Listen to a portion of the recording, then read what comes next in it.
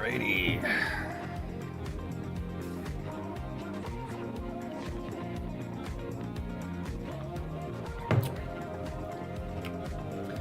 Here we go.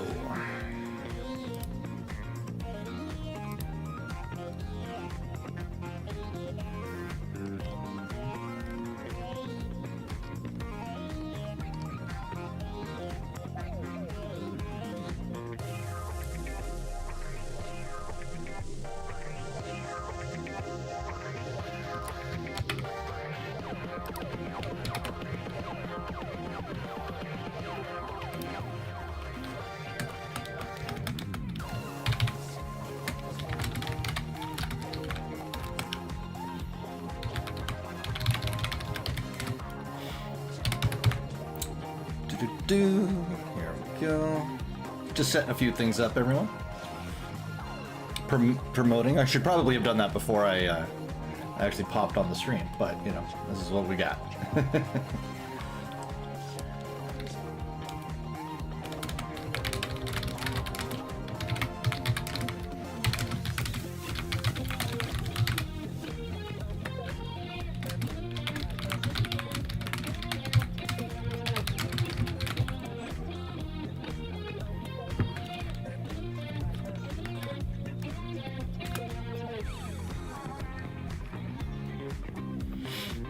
Alrighty.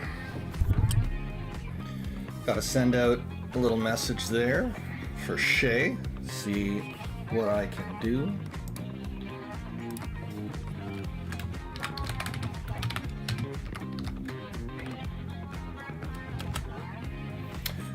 Alrighty. I got everything. How does it look?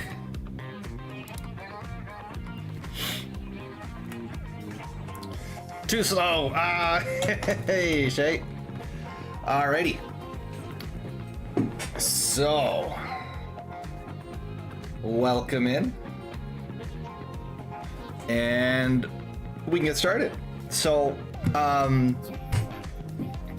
have the quick references you brought, you sent me, and I have some screenshots from Rise from the contest itself up here. And so we can get started. So you were saying you were wanting some sort of like a detective. Where's my canvas? No. Ah, here it is. Rotate from canvas. There we go.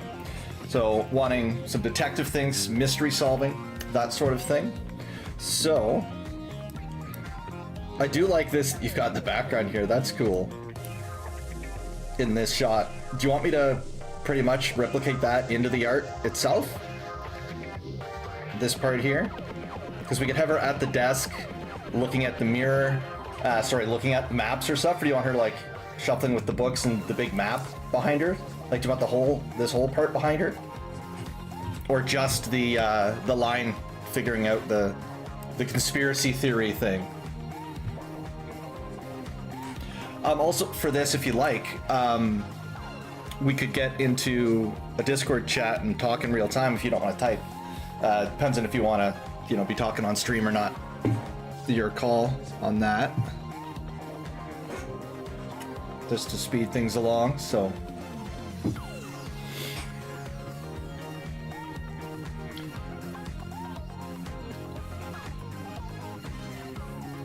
So yeah, we'll all depend on what you,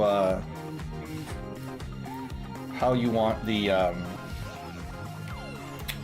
like if you want to talk to figure out your piece, or if you want the, oh, the bots. Anyway, sorry, what I meant to say is if you want to talk about the details of your piece with voice, we can do that, or if you just want to answer the chat, that works too. Or we can go either way. So that's what I was trying to say, getting distracted by so many things. Been a long day. Alrighty, so we want definitely this in the background, okay. Okay, cool. So if we're, I don't know, why does it have to go like that? Let's go with... I could let that play for a little bit longer before I swap.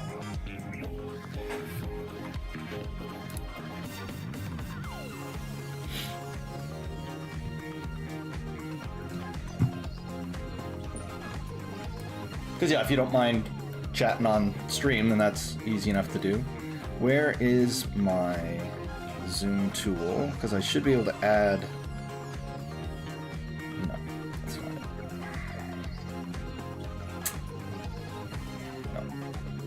No. No, that's not it. I forget where that is. Anyway.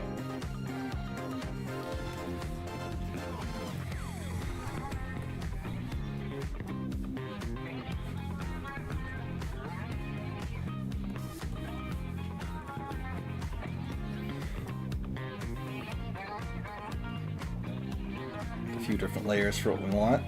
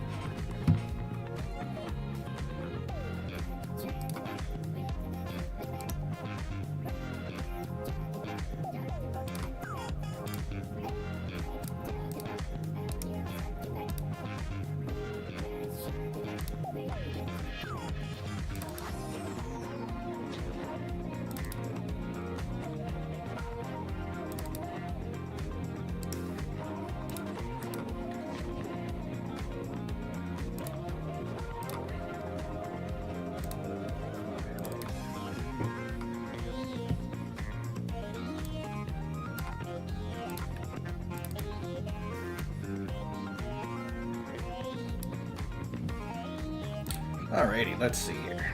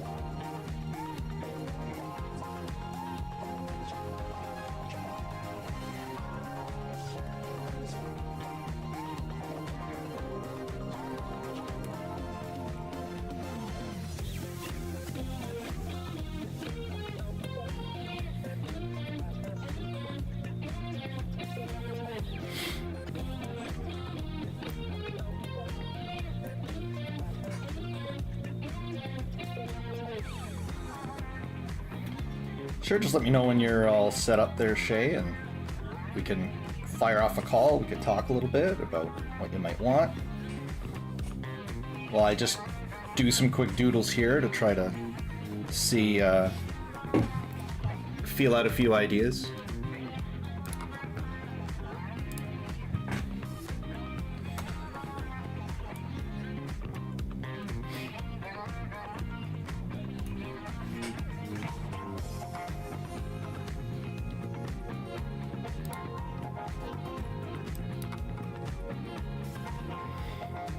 May need to pop in-game just to get some better reference shots from you. But if we have to do that, we can easily do that.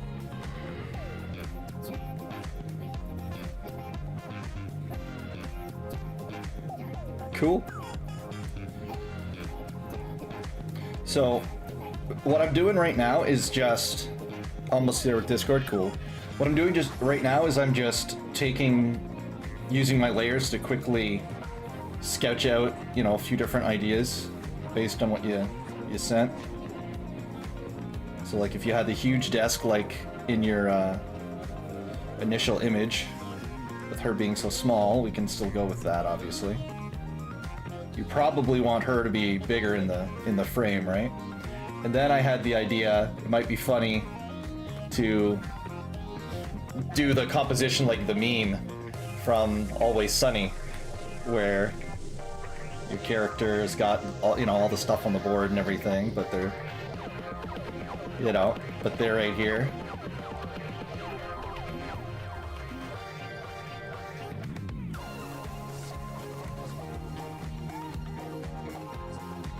You know where we're going, I think? Excellent. That would be fun.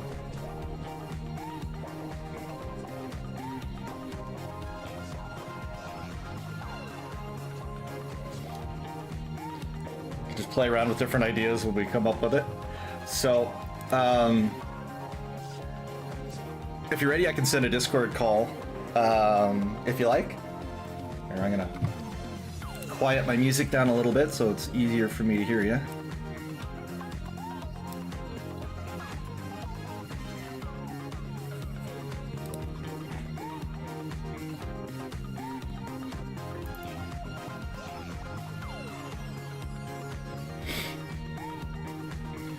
While I use some of this time here to warm up a little bit.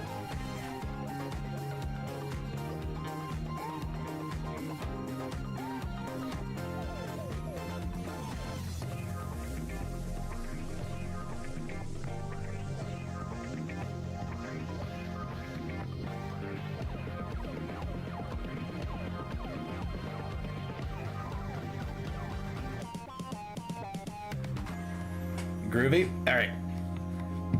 Awesome, here we go.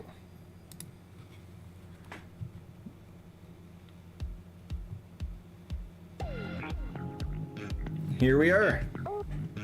Hello, hello. Can you hear me? I can. Am I coming through? You are. Well, welcome to the stream, and congratulations on your contest victory. So,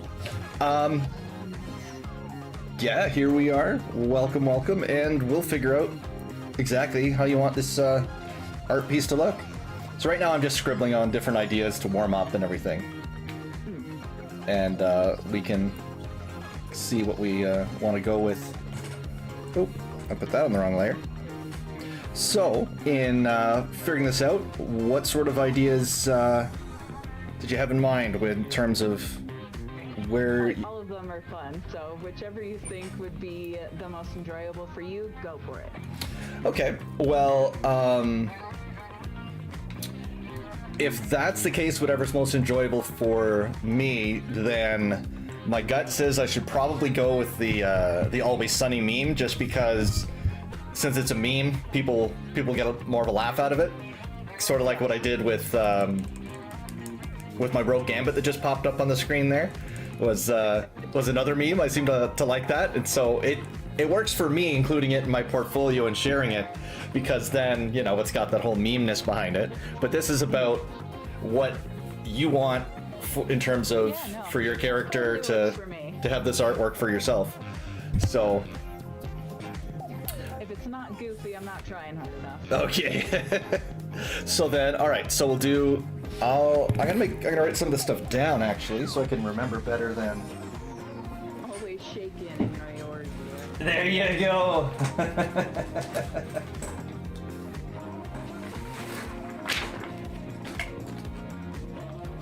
It's always glamorous when you're winning, you know? Yeah. Oh my god. The things that you think of last minute when you should be thinking of it a little more up front. So... Hey, you're just being true to the process. That's for sure. I always spend half my stream fumbling around because I never prepared enough in advance. So this is on brand for me completely. And just for people that are passing by, I'll put it out the busy work I was going to do before, in case it took you a little while to get there. So, but we obviously don't need that. So this is going to be for my my comic about my time in Final Fantasy. This is page 1 for it. I have a whole storyline that I got to get to eventually, but so many other things I want to do. So, one, we'll do this. Of course, the pen I picked doesn't work. All right, so we'll do the Always Sunny meme. So now Are there certain elements you absolutely want to see in the whole conspiracy theory thing? So should I try to copy what you've got here as much as possible in terms of the details of it as well? Make it completely random with just like navigation stuff, so like Okay. maps and like coordinates or something. Maps and coordinates. Are there any kind of like surprises in the game that you had in your playthrough and remembering of the game that came like as a big shock to you that I could hint at in that? Like your character connected a few dots and you're like, aha, I know this. Do you have any moments like that? I have to think on it. Because that might be fun to include. So let's bring up the Always Sunny. There we go. We'll start there. And okay, so maps and coordinates. Oh my god, I hate that. Damn, the darn program always does that to me.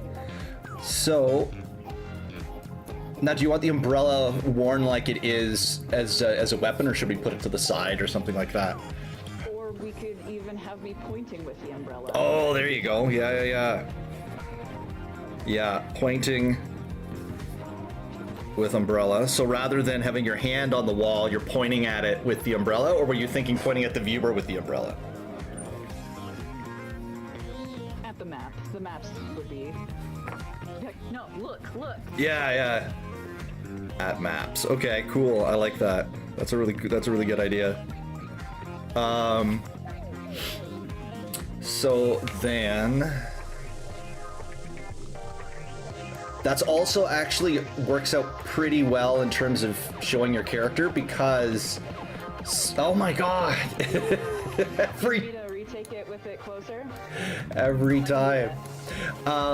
Yeah, if you have some additional, you want to go in and snap some like good like Do that. roundabout screenshots of your character, that would be really good.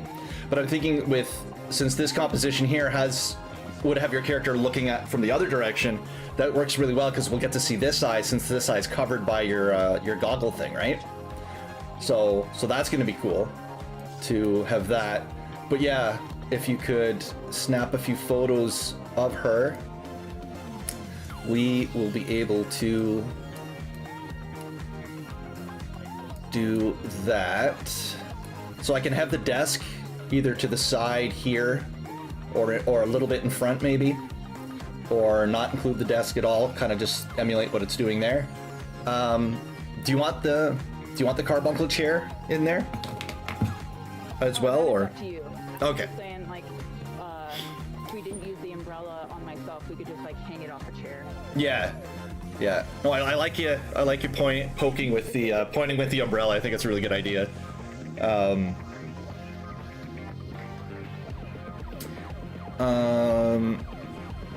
What else? Oh, make sure when you have, well, I guess the rear view should show her tail, so I could put that in there. Because the tail, I could put the tail kind of straight up, like she's, like she's excited about something, right? So like the tail. What am I on? Oh, there we go. So her tail could be coming up like, oh, I've discovered something. Well, she's got her stuff there, holding the umbrella. And I can take a shot of that too. Cool. So we'll have her holding, I think, the middle part of the umbrella. So the pointing is there, and then that can point to a map or some such that's got. We'll put like a bunch of different connections going to that one spot, because it's like the big thing.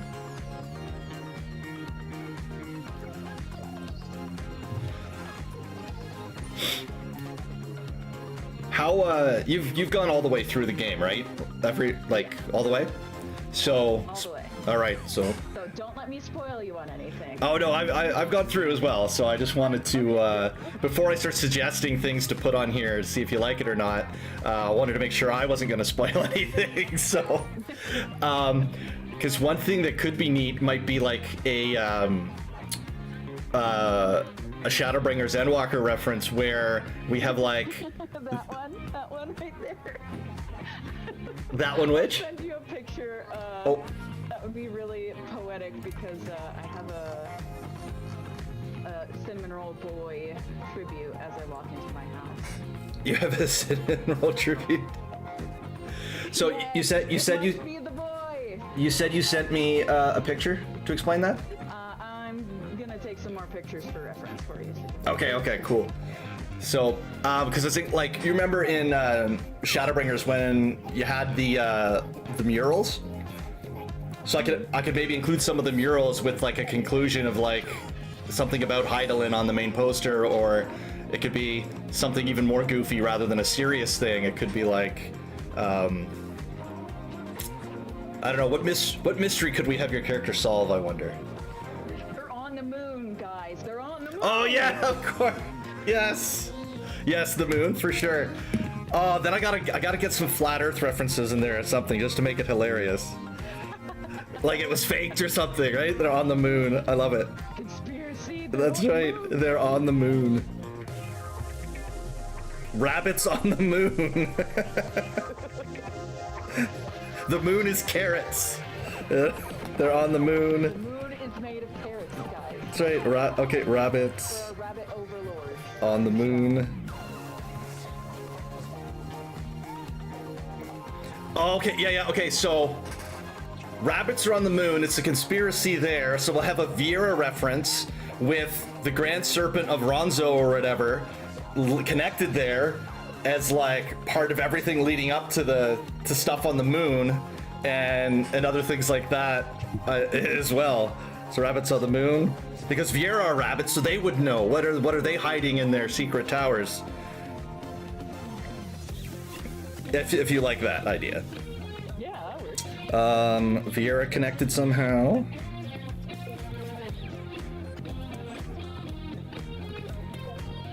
Great Serpent of not Ronso, but whatever that was. Ronka, that's it, Ronka. I still remember in in Dawn Trail when they added that dungeon, and I get to the end. I was moving through there, and yeah, I was like moving through that dungeon, and then I'm like, oh, they just flat out copied the mechanics from Shadowbringers. This is lazy as hell. What are they doing? And then that final boss, I'm like, oh, that's why they copied it. I feel like a jerk now because of course they copied it. That was the whole point. It was a reference. So okay, so they're on the moon. So moon-based conspiracies.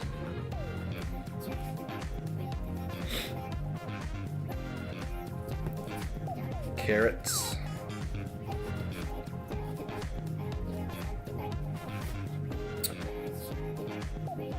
So maps, coordinates, and star charts as well. Because now we're involving the moon. So, oh, this is fun. This is gonna be great. All right, so we've got the. So you've taken them. Have you sent them, or you're getting ready to send them? I'm just working on figuring out where they are. Okay. Alrighty. Let's pivot away from my looping Ride the Rhythm, and I'll put a different track on. Let's see. Carrots of Happiness. Well, this might be a topical. Oh yeah, there we go.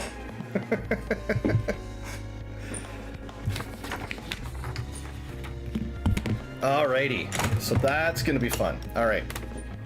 Well, then, while we're doing that, I'll hammer out the pose better and get started on making that actually what we want. Let's just quickly get rid of this other one.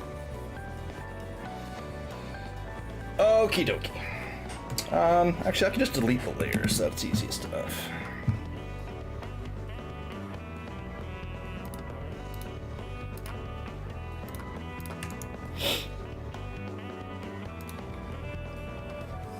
Alrighty. So let's get to, yeah, we'll do that. Sketching in blue. How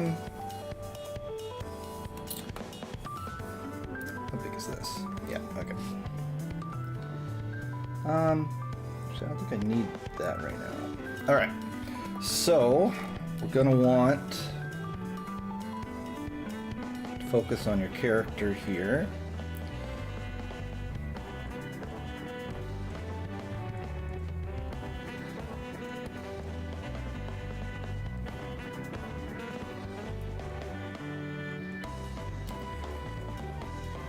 That there.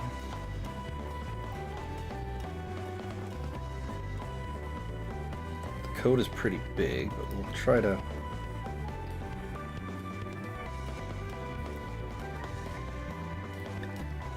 It's gonna be funny because I have to try to make your cat look a little unhinged too, which is gonna be a fun challenge for sure. Only slightly. Yeah. Well, usually, you know, the Makote, you spend so much time trying to make them, like, keep them looking as pretty as they are and how they sit and everything. But now I get to make one look unhinged. So it's gonna be fun. So wonderful little challenges there. So I'm a very scribbly artist, as you can see, based on what I'm doing here. So usually when I stream, I like to explain a little bit of what I'm doing and let people enjoy the process that way. So I try to get things scribbled in, and then over time I keep refining the proportions over time as I try to figure out how I want them to stand.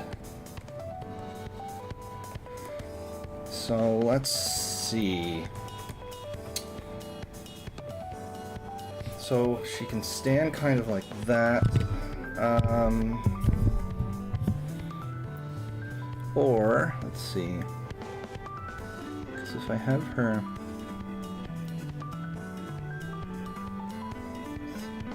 Trying to think how sideways to have her. Because there's that much sideways. But we also want to show the costume off too, although technically just doing anything would do that too, right? So,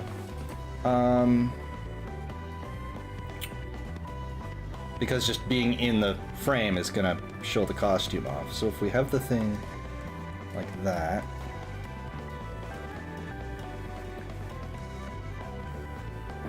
should have it a little taller.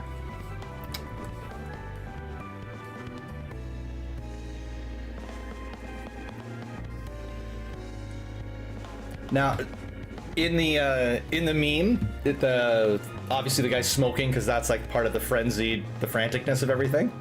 Do you want your character to have anything in her hand like that? Maybe like it's a pen or a quill, or it could even be a cigarette or cigar if you want, or the magnifying glass like you had sent there, or a pipe like your detective thing.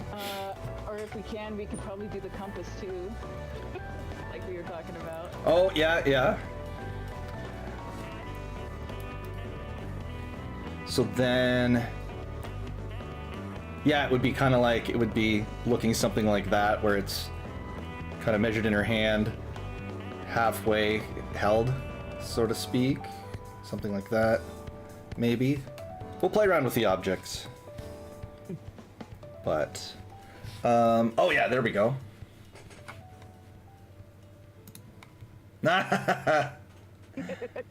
Oh, these could be so good.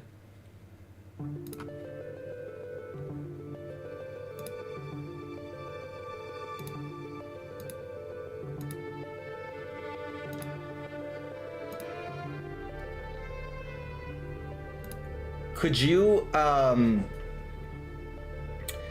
take that sorry, let's put it on screen so you can see what I'm talking about. Could you take this sort of a shot but have your character facing the other direction? Yeah. Oh, just on the opposite side? Yeah, yeah, just so it matches the directionality of the meme. Because then I can take the add elements of that pose into it with the meme, like combine the two together in that way. So have her standing kind of like what the emote is, but also echoing what the meme is, and that way we keep the same directionality. So because we want it recognizable as the meme, right? So many papers.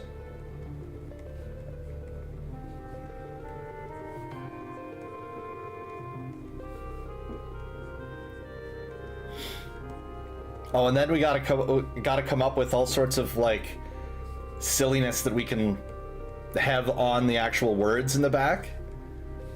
Like one area could say like big fat tacos with a question mark or something, just the different memes from the community. Be like, what do they mean? You know? Stuff like that. The air is on the moon. That's right.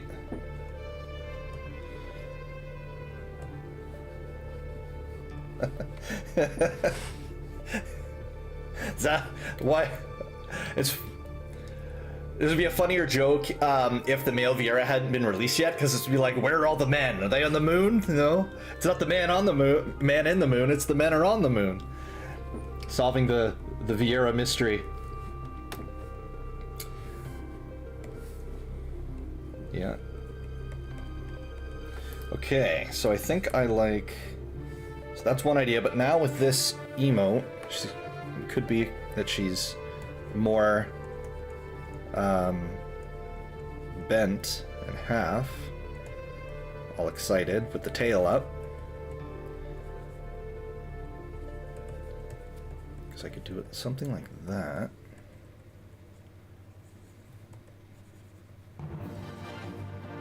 Let's see.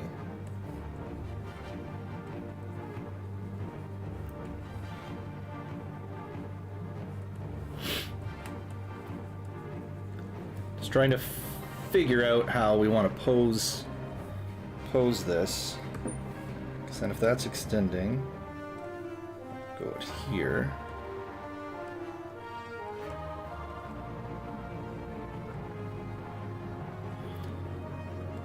Even sided, we still want the face facing the viewer.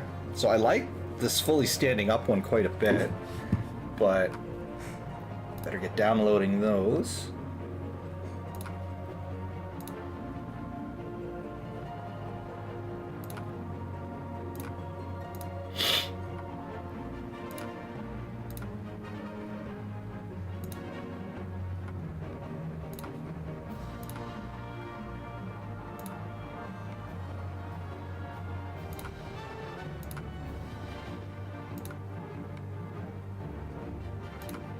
Yeah, this is great.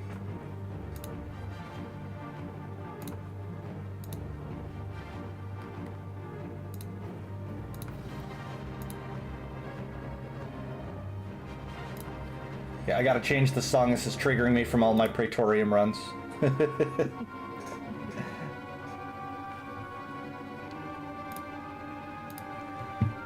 Oh, cool, cool.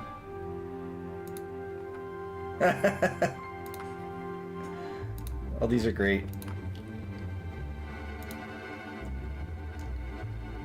All right. Those are good. Okay, let's go.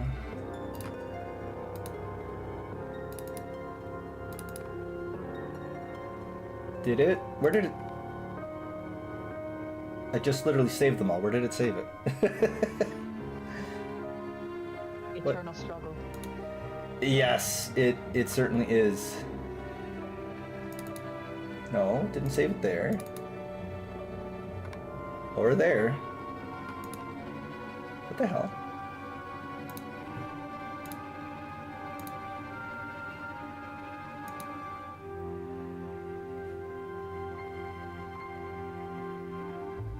Okay, yeah.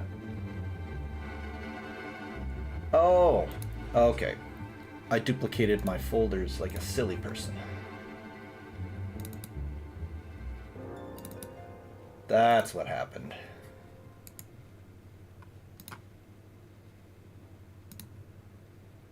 That's what happened. Okay. Let's go. Oh yeah, this one. I like this one.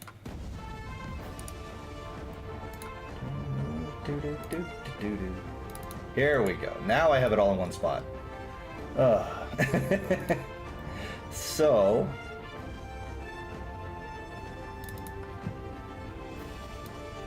Yes, okay. There's nothing to show here. I don't know why that went weird. Oh, because I moved things. Cool.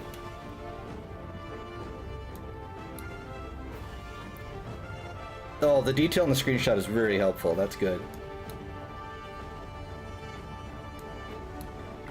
Alrighty. So...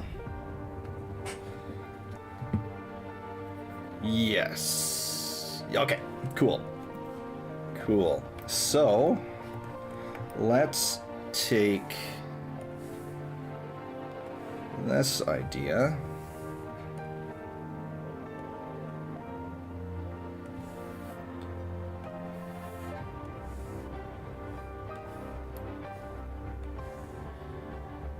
Yay, digital.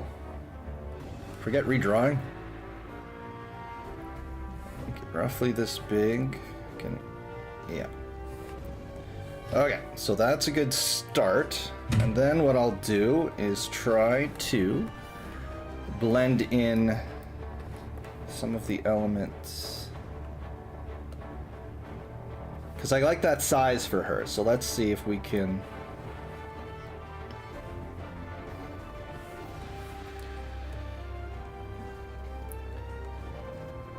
add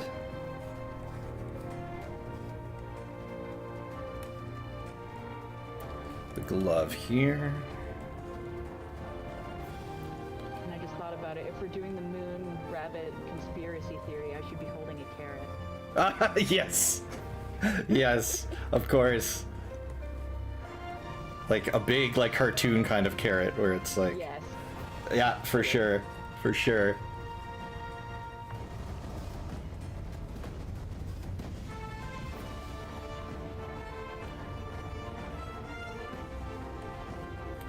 So,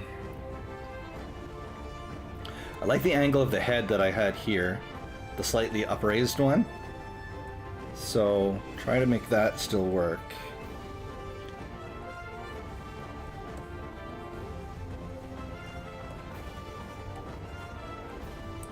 So that should come from here, the tail.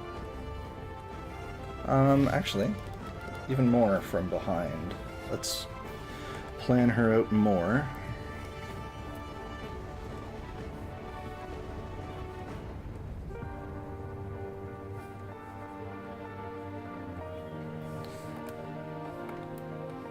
Okay, yeah, I got way more room than I thought.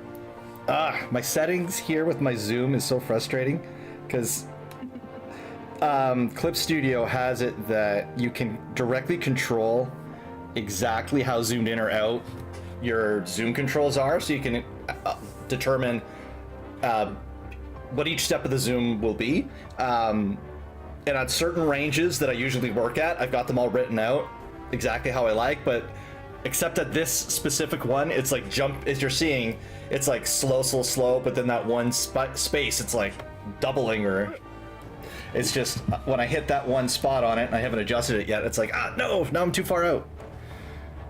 Too far out, too far in, too far out. Okay, so if that, got that coming down there, her coming down here. Her ribs should be here. Neck is here. Collarbone.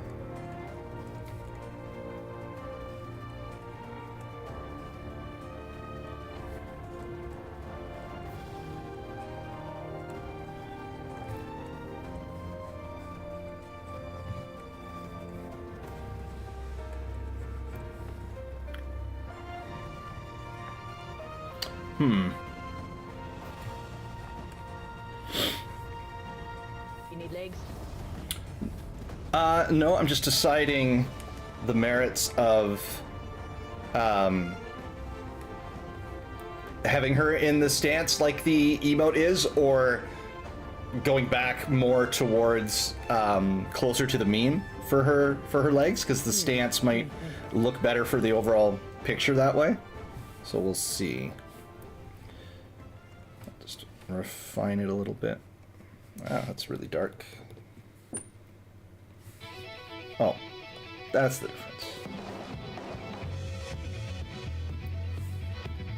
That's better.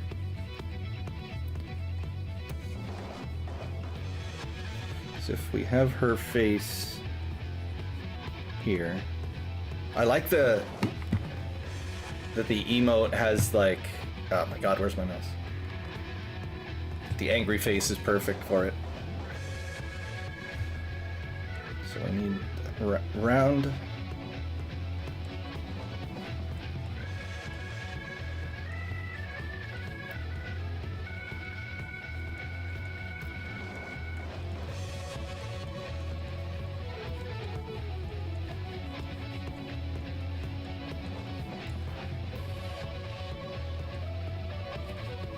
Let's see here.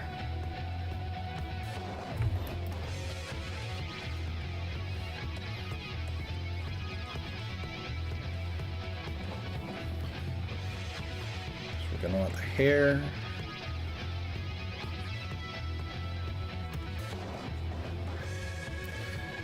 So this comes down this way. Enjoy yourself at the old Glamour contest? Yeah, it was actually the first one I'd ever participated in, so I was really nervous and kind of got blown away that I won. It was the first one I've ever participated in too, so to suddenly find myself helping host it was a bit unexpected, but Exciting! but fun. Yeah, it was fun. It was fun. Glad to have Have you gotten started involved. Your cosplay yet? Well, see, I already did one, right? So Oh, right. What was her name? Melania? yeah, Melania from Melania. yeah. From Elden Ring. Yeah, from Elden Ring. And so I'll have to find up a new one now, because I've already used that one. Not as many Elden Ring players in the Hey Josh in the Josh Mosh, so to speak, as I was expecting. I thought it would go over a little better. I had a dungeon I did the other day where someone asked, "Is like, are we doing this with Melania?" And I'm like, "Yes, you know it. You understood. You saw it." Other Philistines know nothing. That's right. It's like I have been validated by you knowing what I'm trying to do.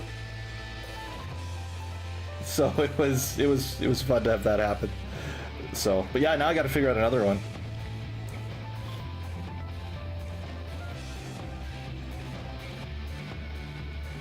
Like, keep scrolling through old anime. I was like, no.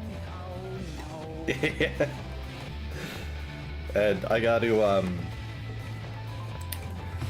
just, and the thing is like, you know, coming up with your own when there's like so many, like I could just go and look and cheat, right, and find someone else's cosplay of that are popular to do. Like I know there's a lot of ones that do like Cammy or Chun-Li from Street Fighter. Those ones are common to do. I see some One Piece characters rolling around at times. I'm like, it's Yeah. horrible. That's true, yeah. Maybe the thumb. I'll make maybe a fist holding the carrot, perhaps. A rough idea.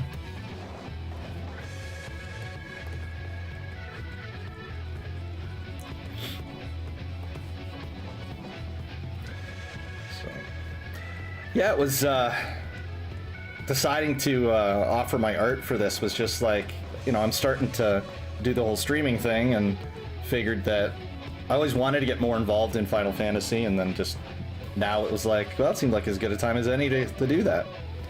So it's a good way of participating in kind of a community thing, and same time, you know, getting myself out there in a little bit, you know.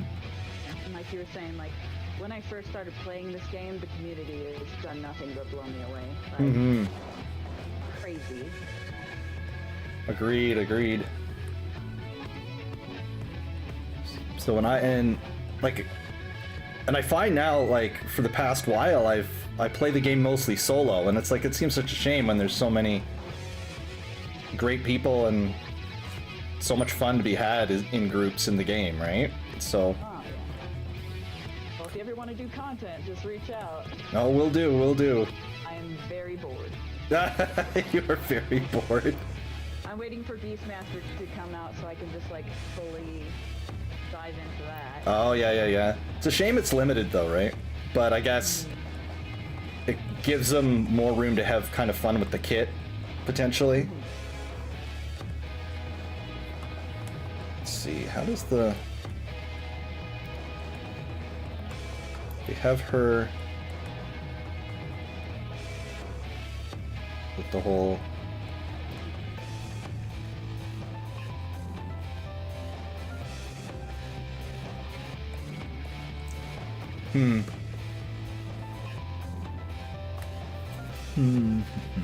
I don't know. I can put the desk away and get you a better shot. No, it's okay. It's just the debate is compositionally. Like, do I want her to have, you know, the legs going like that, or would it be better for the picture for it to more mirror the meme, you know? Because if I have her sort of like that,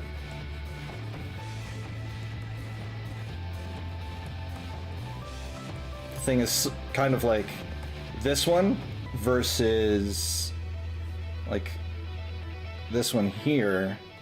It kind of... Is that... Wait. Like, by having her stand, you know, you can play around with the weight a bit more. Mm-hmm.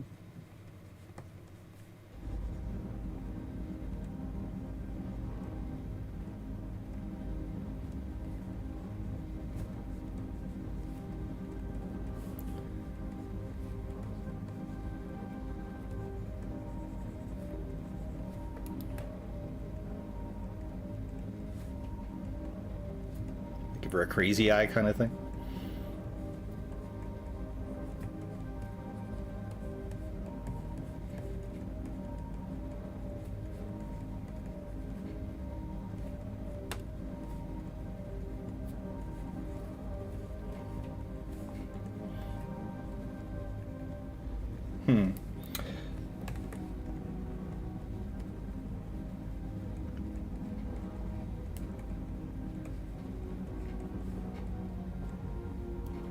Because the tail can still be doing the up and back.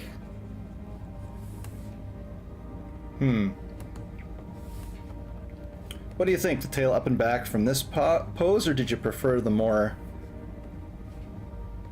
What are we thinking here?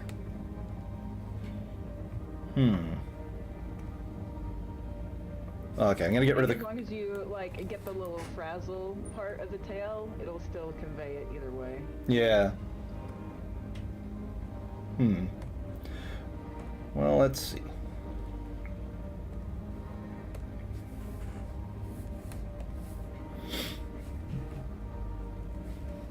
Oop. Just gonna add the some of the background stuff here so it's on all the layers in a little bit more of a darker way.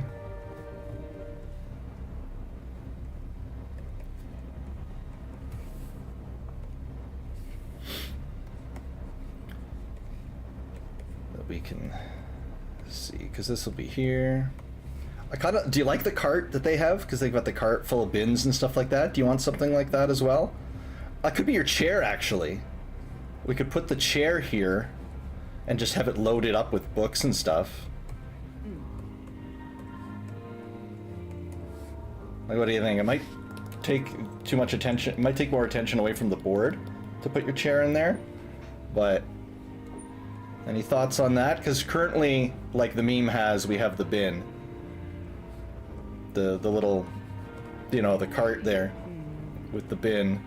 So part of me wants to keep the bin because it, you know, it helps keep the make the piece similar to the meme, but the entire point of the piece isn't just to do the meme, right? It's just, that's the side, right? We want to put in it whatever would be, so there's that versus, okay, this one I have to do darker. This is not actually, oh right, because this one's normal. Stupid layers. Oops. This is the one I wanted. Because if I...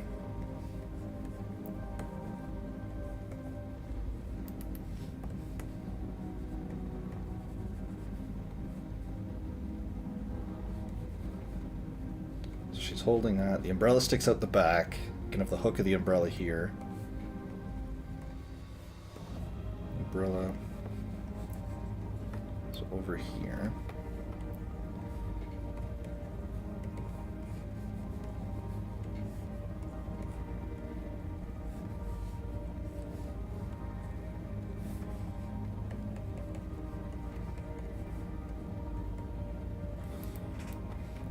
Sorts of scribbly stuff. Because we can easily include the desk too, because like it just is here, right? Mm-hmm. Or we just frame, you know, that's like how we frame the piece or something. However we want to do it. So that's the more normal meme standing. And this is the, oops, closer to the emote. So what are we, do you have any inclination as of yet? One way or the other? Not yet. So I think as long as the books are like generic and like less striking than like the posters on the back, I don't think it'll detract that much from the rest of it. okay. Just make them like brown back books with goofy titles on it. Like. Yeah, that's certainly an easy thing we can do, and it is gonna stay with the character there. So if we do,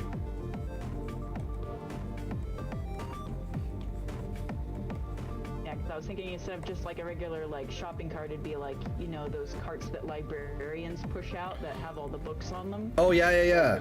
For shelves. Yeah, oh, that's a good idea. So we could have that there. Yeah, that's a good idea. I like that. Make a note of that. Cart, library cart.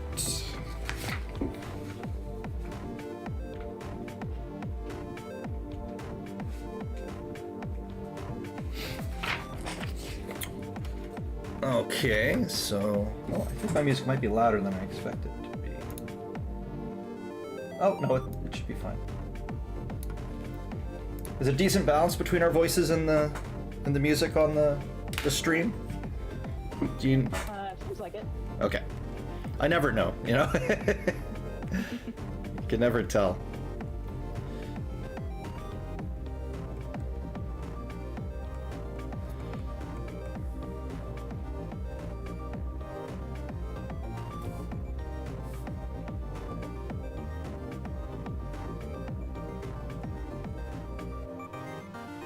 All right, so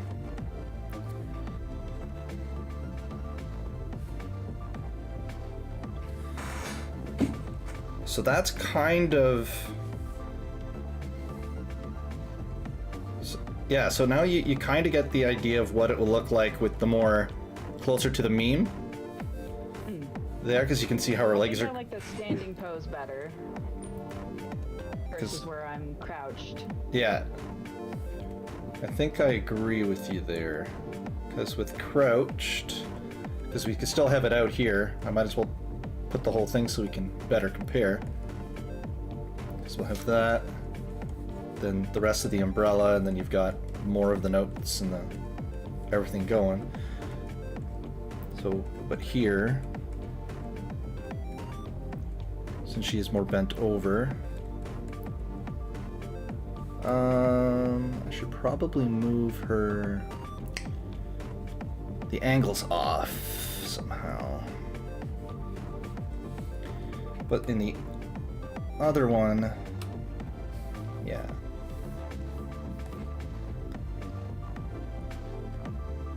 You know, I think I like it too. I think I like it better. I don't know if it's just because I drew it better, or if it's legitimately just like the better approach. But I just feel like it just captures the meme better. yeah. That one I look like I'm, you know, crazed. I'm about to like bite your face off. Yeah, that's true. True. It does capture the meme better for sure.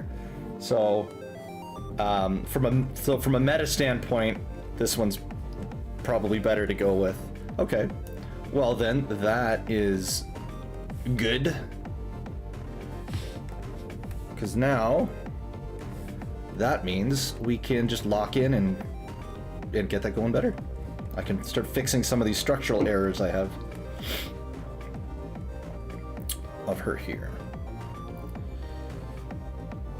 Here, her tail comes out.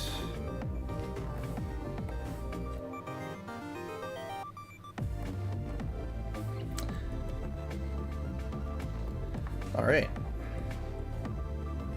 Your tail come out. Should I have him?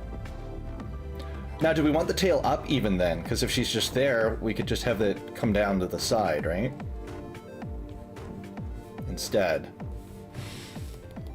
Let's see. So we have... So what I'm going to do, I'll quickly put the tail on the other... Put it on another layer for us. So we can see which one you think works better. So if we had the one I had before, where it was kind of up here, and then we have just following the more of the curve of as it would naturally. So there it is, kind of more natural versus the excited. What do you think? I say we can do the more natural, but you can still do the puffy tail. Yes, that's right. Because we can, it's not just the straight up and down that we can show the emotion, it's you can show it through the hair standing on end. Kind of thing. Okay, yeah, cool. So I'll make a note of that as well.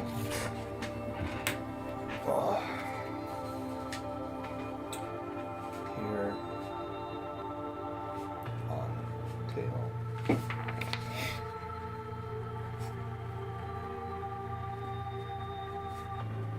On end. Cool, okay. Cool. Okay, this is gonna be cool. All right.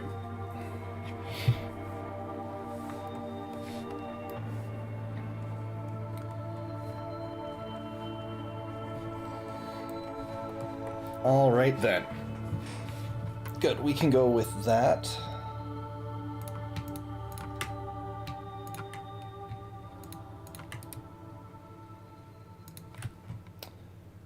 Excellent.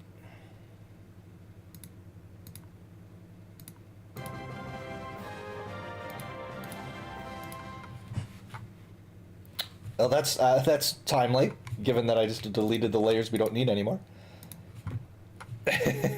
All right. Cool. I don't much like the Ivlis stuff. Choose another.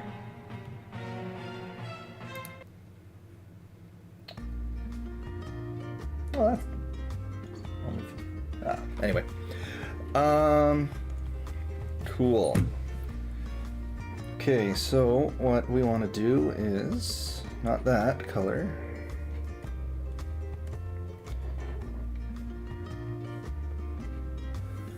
All right.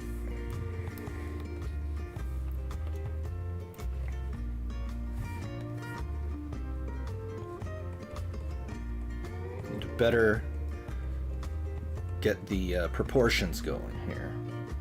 So especially with the Final Fantasy characters, I find I do a lot of redrawing of my line art, because I find that it can be tricky to get the likeness in them, because the the different way that the features come together in 14. They're very subtle at times, and I find that if you're off even just a little bit with it, it can really quite change the impact that you get from the character, and you know, if it seems to fit or not. So mouth here,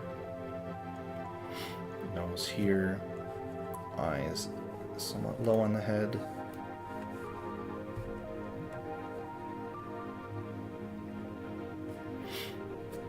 All right.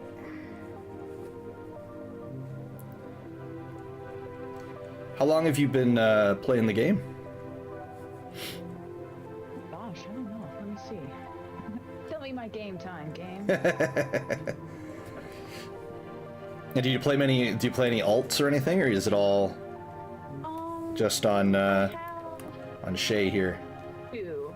I had one going for running with my husband's streamer friends, who picked it up for a little bit and then promptly dropped it. So we're trying to get him back into the game. He's literally right on the quest right before fighting Ratatan to finish ARR. Oh my god, yeah. Why would you pick there of all places to stop? Exactly. Yeah. Okay, go ahead. Okay, so I was gonna say my kids. I'm playing with my kids on an alt. Yeah. To get them through it. We are literally in the last like 3 quests before the big finale of ARR, before getting into Heaven's Ward, and they just stalled out, and it's like, no, we're right there. We're so close. Just get through it, guys. If we get through it, it's so good. So, funny stuff.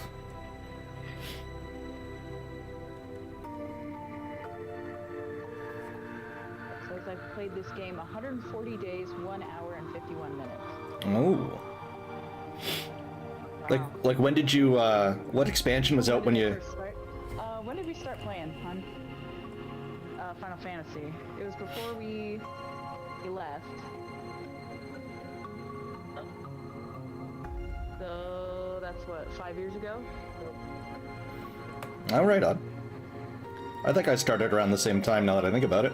Because that's right around, you know, the COVID time. Everyone was at home, right? And Walker was coming out, so we're like, wow, what's this all about? I see. And then a lot of the WoW folks were jumping ship. I'm like, you know what? I'm gonna try it. I'm just gonna try it and see. And oh my goodness, what are you complaining about? Do you realize what WoW put me through? This is fantastic. Yeah.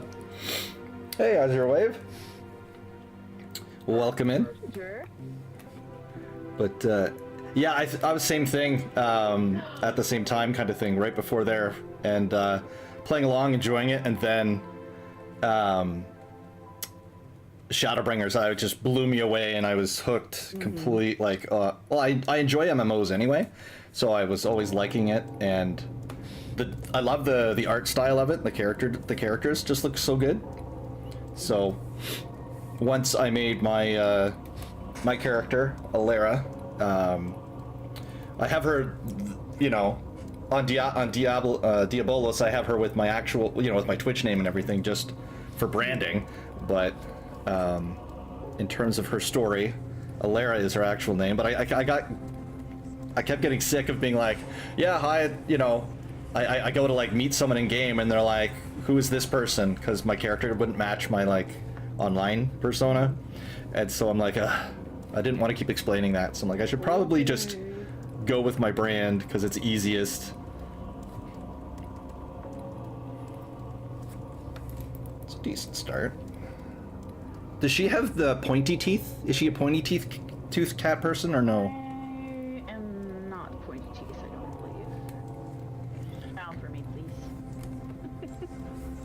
Because I think that's a thing, that there's pointy teeth cat people and not pointy teeth. The Keepers of the Moon.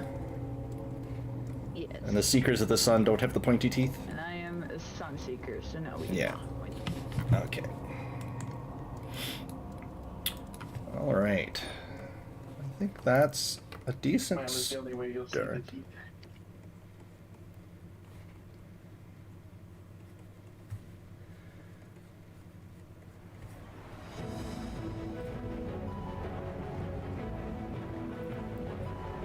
Oh, the hair's longer than I thought it was, too.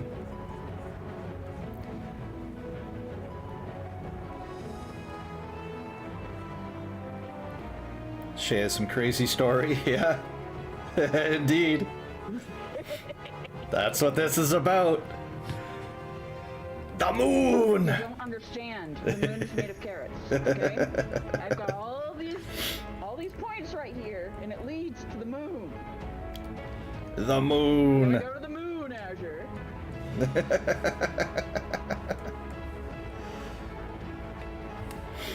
You get the sweat drop already, yeah. It's always shaking in Eorzea. That's right. It is kind of funny, though, that all of the moons of Eorzea are like ships or industrial complexes, because they had Dalamud, which was up there just to gather energy, and then the real moon is now a spaceship. So it's like, Eorzea, the planet is like, Aetheris is just a massive parking garage, apparently, that everyone just puts their vehicles near. Spoiler alert for any viewers. I should put that in the stream title. It's like, you know, warning. Spoilers live here. No, it's just part of the conspiracy. You just don't know it yet. Yeah.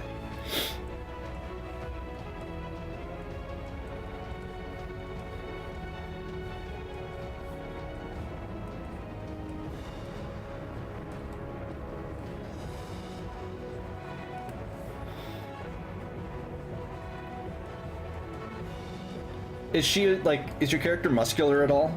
Or more kind of, like, normal? More lithe. More lithe? I know, like, most races don't have a muscle slider like the Highlanders do, but, we're not constrained by the character creation engine here. Yeah, our spider is tail length. Yeah.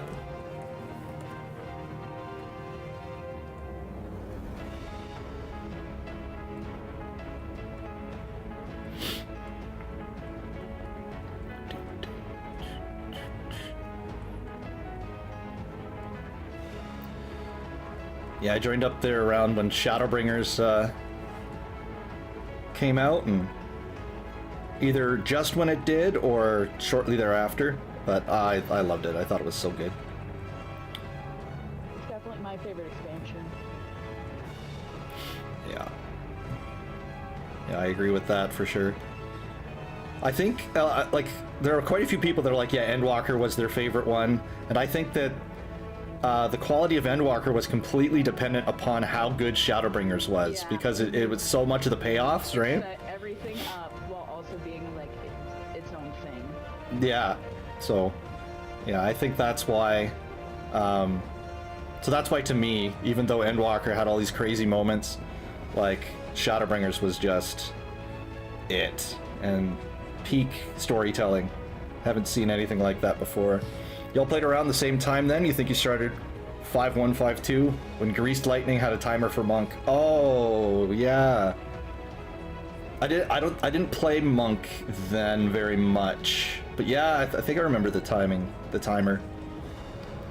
So I'm funny with my characters, so very particular about what classes I play on Alara, just because it's part of her story. And so initially, I wasn't that interested in Monk, but I did pick it up a little bit. But now I do Monk more, because it matches where her story ended up. But I like the Pugilist quests. I find them very funny, because you basically just, you know, help Master Roshi get his groove back, which is kind of hilarious. Old person fight club, let's go! That's right, yeah. But it's just so funny, because he, like, his whole thing is, like, he's you know, a Master Roshi style character, because he's always like, oh, when I died, I just wanted to be surrounded by beautiful women and things like that. It's just funny. So.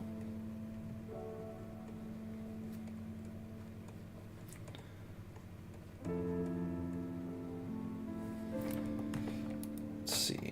I think her shoulders coming. It's not quite right.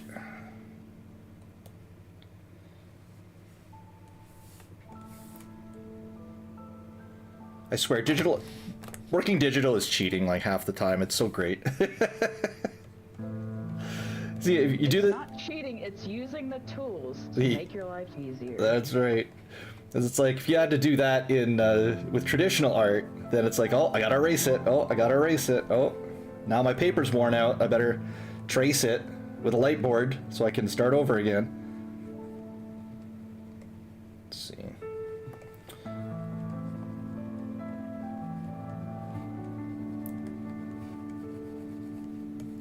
Thin out her arms a bit. That's looking better.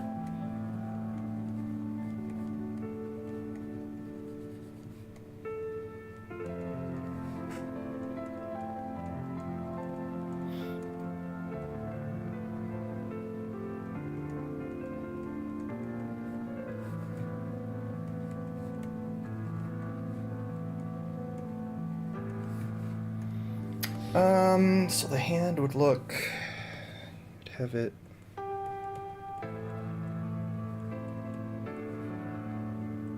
we would see, yeah, we would see some of it. But it's one of the things I love about the working digitally is that you can just be, like, I'm just helping figure out how to draw this thing literally on the page that I'm drawing on. It doesn't matter because I'll just get rid of it later. So it really nice way to get that going.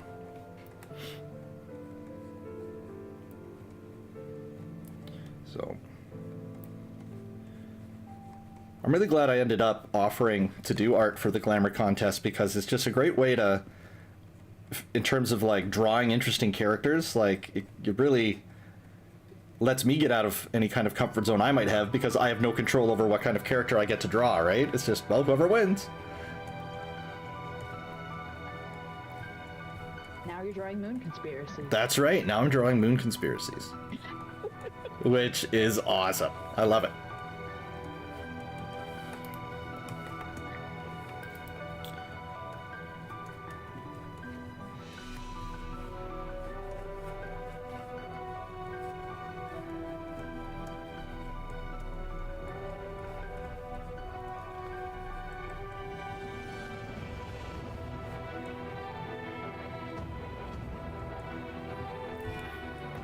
Lots of fun.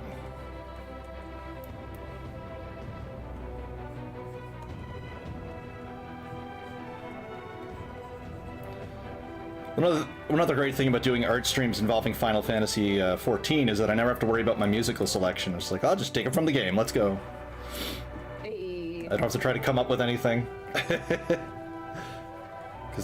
that can often be just like, you know, what am I going to do? And Final Fantasy has a lot of bangers. So. Oh yeah, excellent music.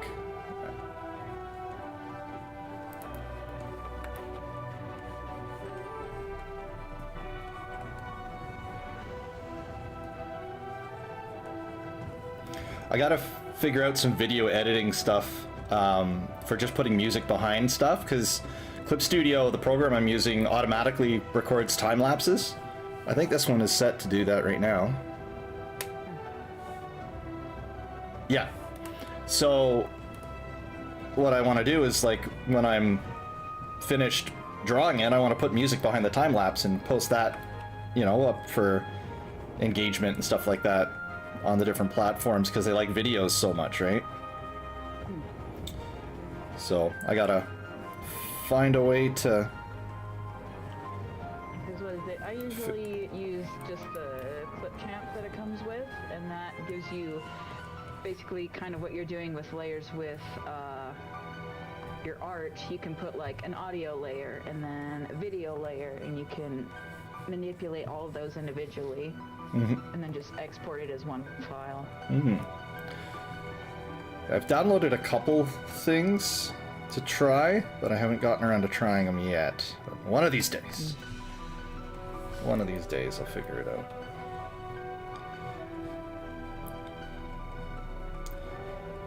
That's the hope, that I can get enough attention on what I'm doing that I can keep doing it, you know? So that's the goal. As I'm like, as I was mentioning before, I'm a beekeeper when I'm not doing art. So It's You were saying. yeah, so be nice to get the art going in enough that when the bees are wintered, I can just focus on doing art and I don't have to find some other kind of job. So would be that's the goal, the end game with making finally this artistic push.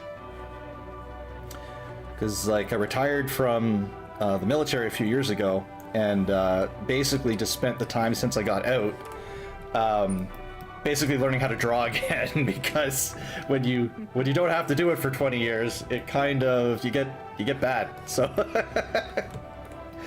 so I was expecting to just you know, roll out of the forces and start making comic books, and then I was like, oh no, my art is nowhere near good enough. So basically spent what would have been like getting another degree in time just honing my art until I felt it was good enough I could go around and actually ask people for money for it, you know?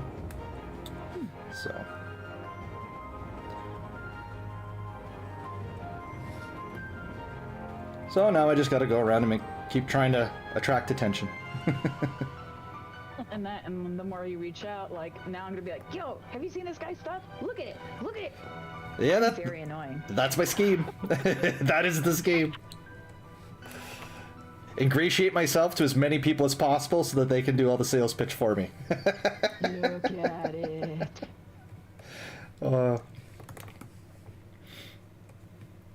And it's funny seeing that and seeing like what I'm trying to do with my streaming here, and then seeing like Josh put all of his effort into his like community building and seeing just how he's like exploded so quickly was pretty cool, because it's like, oh yeah, you got to put that in there, and that's why I'm taking notes with what he's doing, because eventually I'm gonna have to make my own Discord and try to come up with engagement schemes for art. And well, and the best part of a community is you can be like, hey, throw some ideas at me. Exactly. Or hey, what do you think about this? That's right, you know, apes together strong, you know, that kind of thing. Yeah, collaborative versus like, I gotta pull this out of my hat and it's got a hole in it. Oh no. So, do the cats have cat eyes, right? I do, yes. Yeah.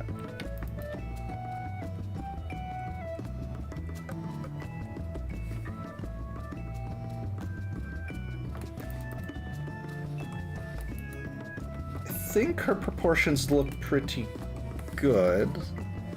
Let's clean up some of the lines here.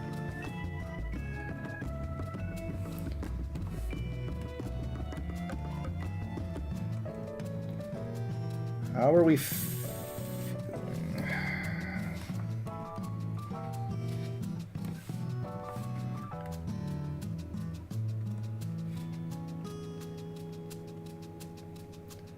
Noses are always so tricky because if you overdraw them, they look ridiculous, but if you underdraw them, they don't work enough. So it's kind of a...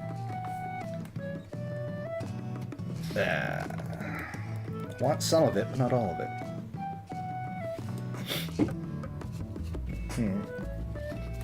I'll try it again in a different way, I think. But I can give you a look at the pupils there. well, if they're cat-like, it should be pretty. Oh, there we go. Simple. Yeah, yeah, it's pretty straightforward. Cool.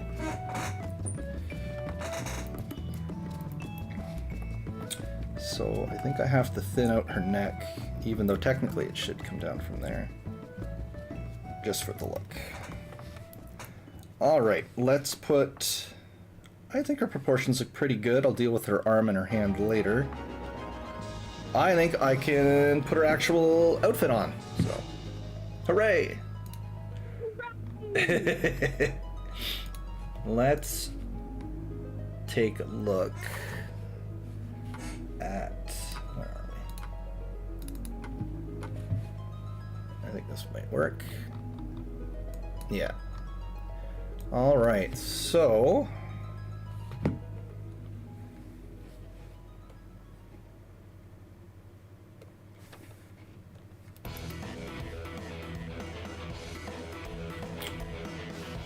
taller here.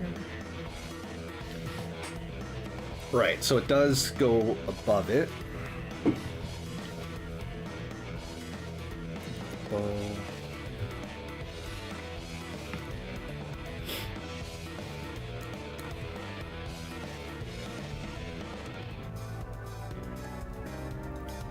So that goes here. Does it?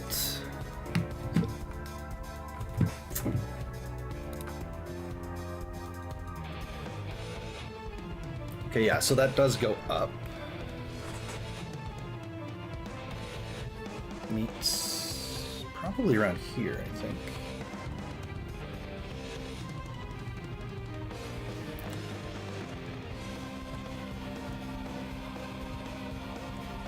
And that goes here.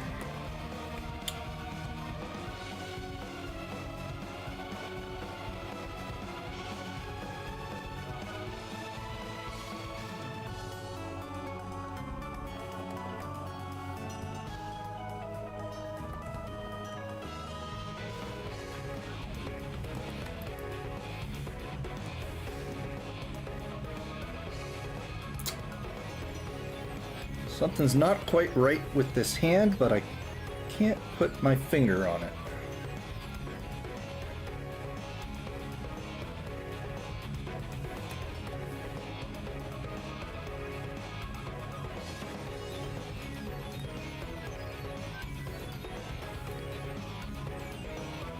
Replying, I talk about the nose. I know how tricky they are. Yeah, yeah.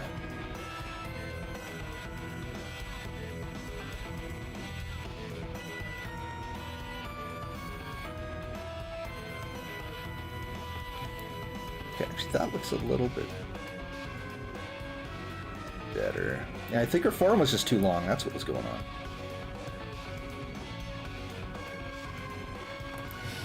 Let's try that. It was a test you passed. Sorry, Chad, I was a test of your reflexes. Oh my god! Oh no! We're triggered. Sorry, I kind of zoned in there and forgot to keep track of the messages going on. It's fine. It's just our shenanigans. It's all good. Well, thank you for bringing your shenanigans on over. Well, more the merrier. Every stream needs shenanigans.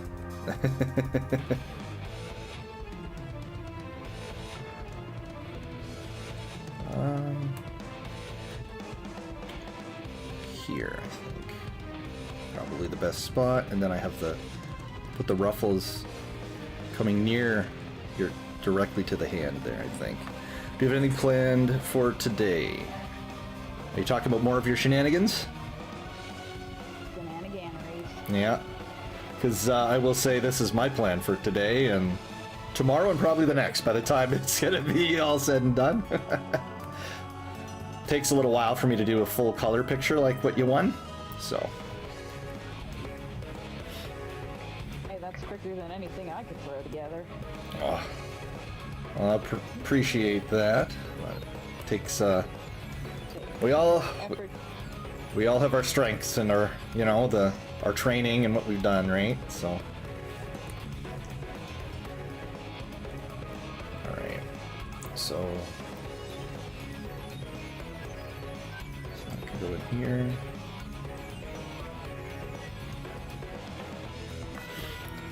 Tome grinding mainly. Right, they released the new, there's a new Moogle. That's right. I gotta get in on that before all my time runs out. Because I'm sure there'll be something there that I'll want to pick up. I haven't checked the rewards yet. Usually I just do it for the emotes. Because mainly I don't want to miss out on those. Yeah, Azure's farming them to get MGP from mount. Yep. This is Baba Tender. Yeah. Oh, that makes sense. Yeah, I do that too. 757 Azure. You're already almost halfway there. I've been saving up for the blimp. What is it? The 4 million MGP blimp. That's the just because I'm like, oh, that looks cool. It'll be cool to have that. But at first I thought it carried 8 people, but that's the purchased one. Does the yeah, it's 4 million. Yeah, I've been saving up for that on my main. I don't have anything remotely like that on the Hobgoblin version of her. But I'm gonna need to do that because I don't have this character. I don't think has the car. Maybe I do have the car. I can't remember if I have the Final Fantasy 16 car, 15 car, sorry, on this particular alt or not. Because my main server's Curl was where my main is. So. Pop. I know if you do a Cult Crescent, that's a way to get a 4-man mount. It's like a little mini airship. Okay, cool. I'll have to wait for the event to come back around. I will eventually do that. I mean, I have the Chocobo carriage. I got that ages ago. Like, I bought that from the store just because, like, when my kids started playing, so I could drag that. Yeah, so I could fly them around in the Chocobo carriage. So absolutely do not regret getting the Chocobo carriage at all. It was definitely money well spent, as you said. So we have the medal. It's kind of an unfortunate location for where I'm putting the medal right now, considering what. It's not what it looks like. It's not what it looks like, Twitch. Don't be mad. I swear. The reference is there, to the left. That's right. I'm being well behaved.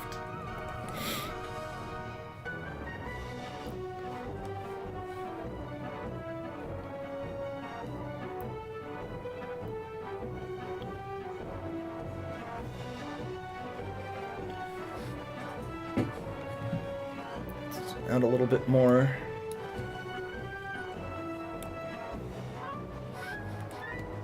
Oh, just give me one moment. I have to tell my son to go to bed because it is a school night. I'll be right back in a couple minutes. Go to sleep, child. We shall adventure. That's right. Later.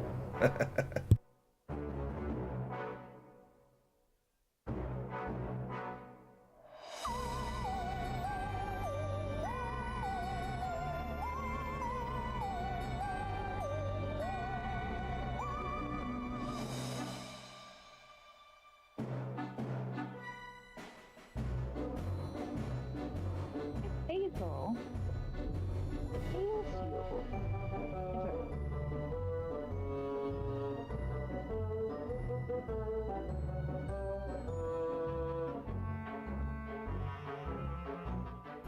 Pay attention to come here. I will love her.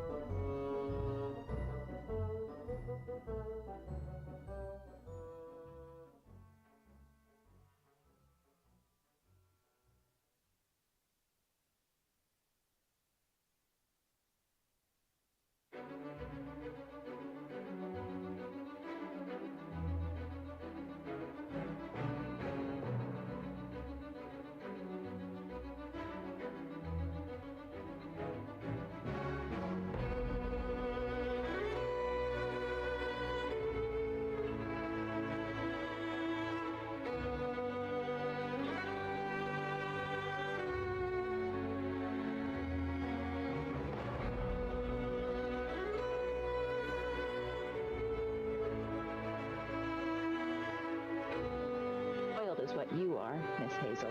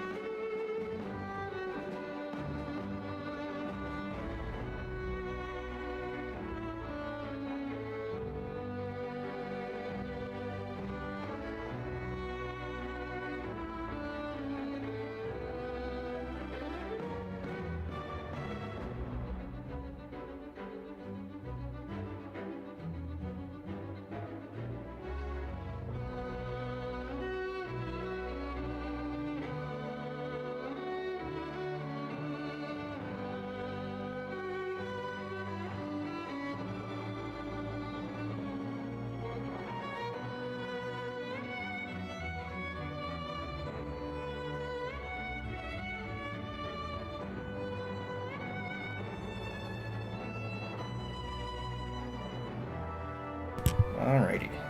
Oop.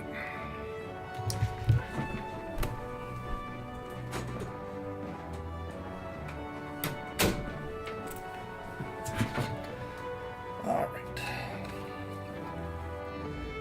And we're back. Welcome back. Oh, I'm going to restart this song because I love it. Sorry, stream, but we're listening to the song again. I gotta do that raid again. It's been a while. World of Darkness. Just make sure you get a decent group. I had one that had no idea what they were doing, and we just kept wiping to everything. Oh my god, even in those raids? Yep. Amazing. I'm just like, did you all just decide to get on together and were carried through the one time you actually did it, and now are totally unaware of what's going on in this fight? Right, because like, if you're in the Cloud of Darkness one, then you've got the Cerberus mechanics where, you know, you have to divide into 3 people. Some people have to get eaten, some people don't. Mm-hmm. Right. Yep, Asher can attest. We get pulled into that raid all the time. Wasn't I tanking on that one, Asher, and somebody was trying to fight me for aggro for reasons unknown, and then, you know, they weren't popping their middies or anything, and then died, and then their healers just decided to stop. Amazing. And I took aggro back. That's definitely, if the healers have your back, it's very easy to get the aggro, because then, you know, you're dead. Like, alright, if this is what you want, I'll turn my tank stance off. Oh, you're dying. Oh, you're dead. Your healers caught you out, didn't they? Oh. Silly people. I'm only mildly petty. Just petty enough. Minorly, dear. Yes. I hold grudges. You hold grudges like you do children, close to your heart.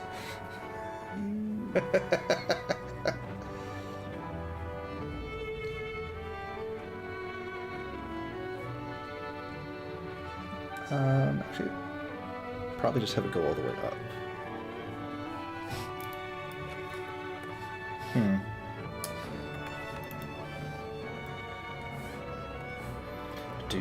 What'll do?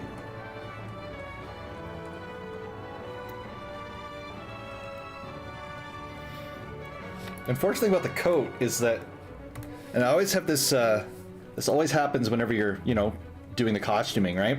Is that you spend all this time, you make sure everything is all set up, it looks really good, your proportions are right, and then you cover them all up. So it's like, oh, her stance looks good, the legs look good, and now I'm gonna cover it in a coat, and we're not gonna see any of it.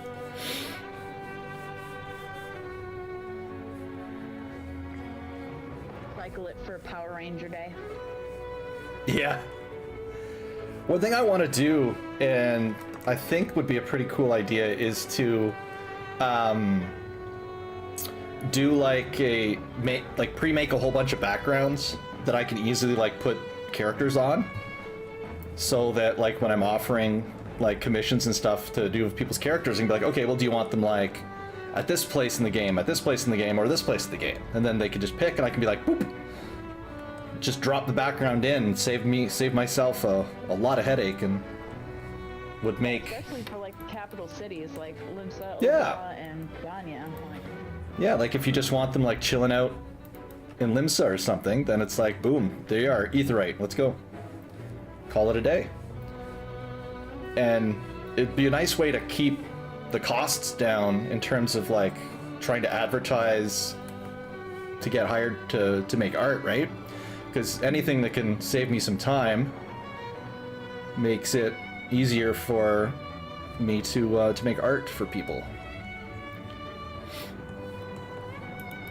Everybody's got to bring costs down, you know?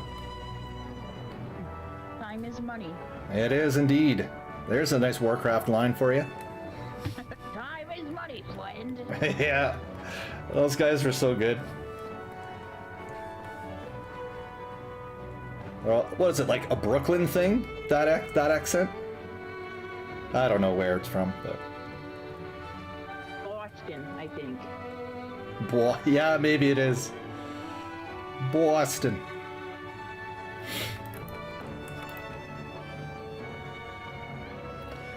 Apologies to any Bostonites that I may have Yeah. potentially offended. Yeah. And if we're wrong, please correct us.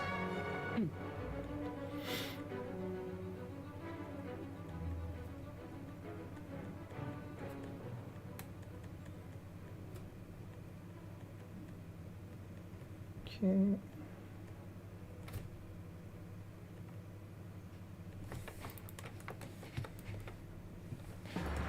So she just has slacks on, like they're actual like dress pants.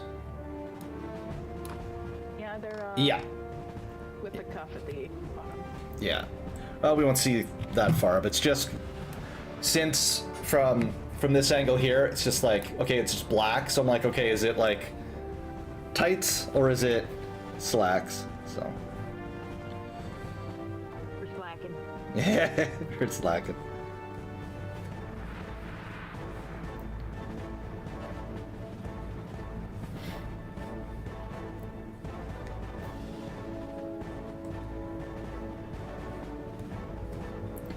This song reminds me that I wish that they had, when they designed the duty support system, I wish that they had tied it into your commanders, to like your company, your grand company party, because you can make your squadron guys. Mm-hmm. It'd be cool if that's what the duty support was, where you get to bring your squad rather than just unnamed randos.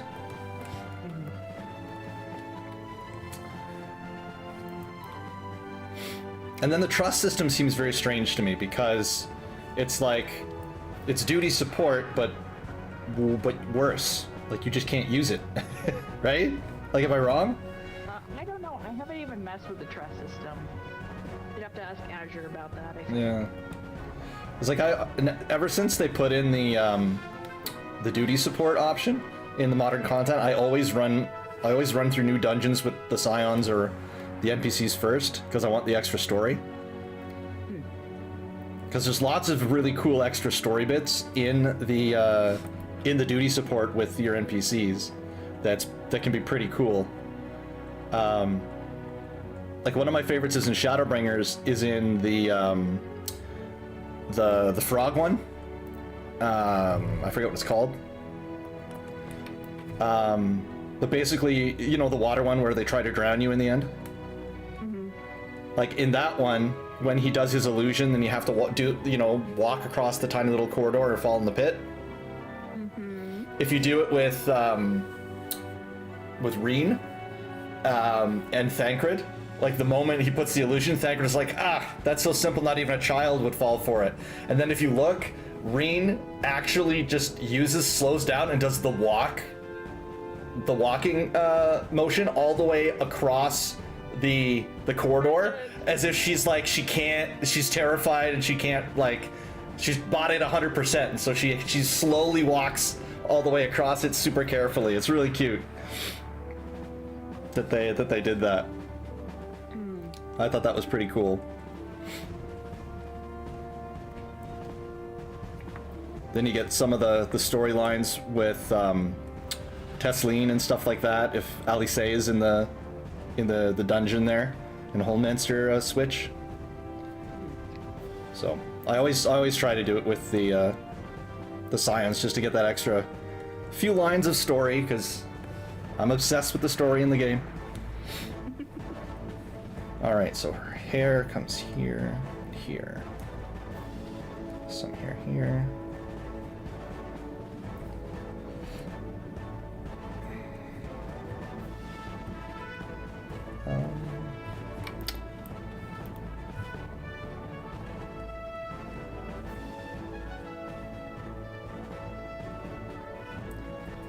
I'll just have her hair go in behind her chest there.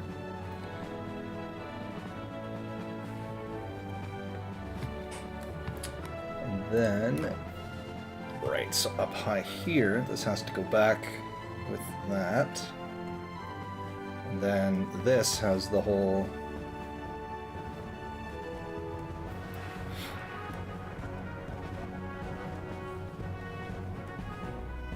thing up here.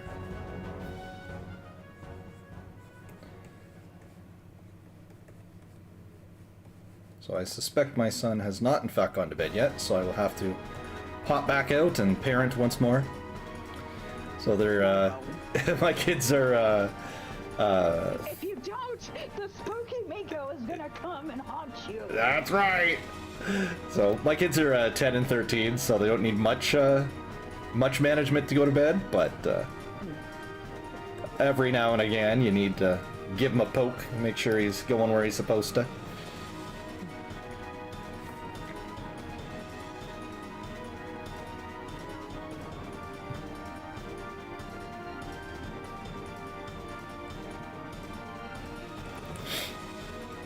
That's going pretty well, I feel.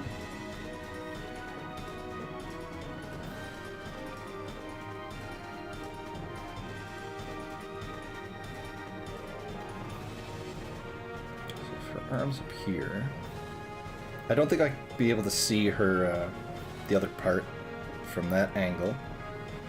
I can from here for sure.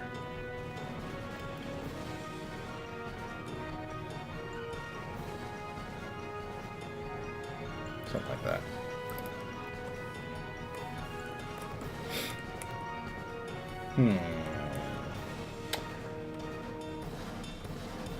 I think her head is just slightly too big. Maybe.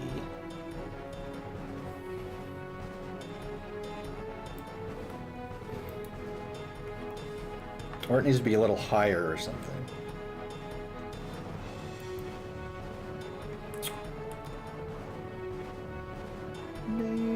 Oh well, we'll go with that, and if it turns out in the end it looks too big, I'll just shrink it. Alrighty. So, let's... Actually, I'll make this... that... Nope, that color didn't work.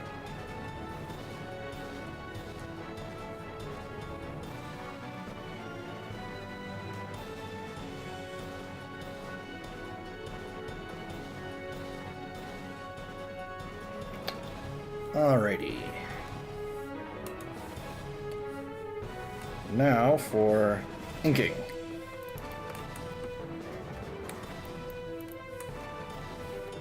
But actually, just give me one moment to double check. I'll be right back.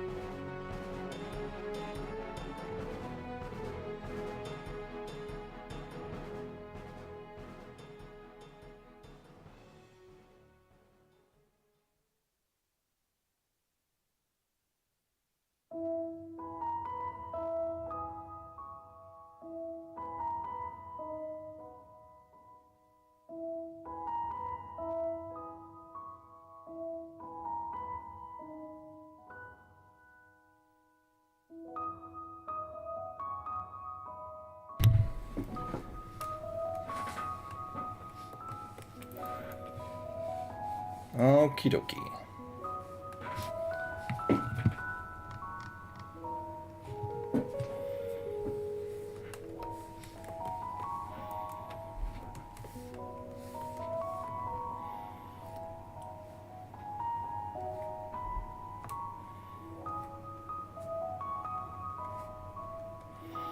And let's see.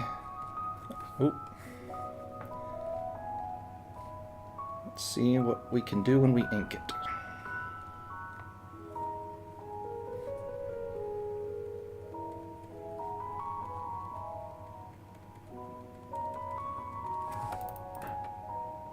Might be too thick, but we'll see.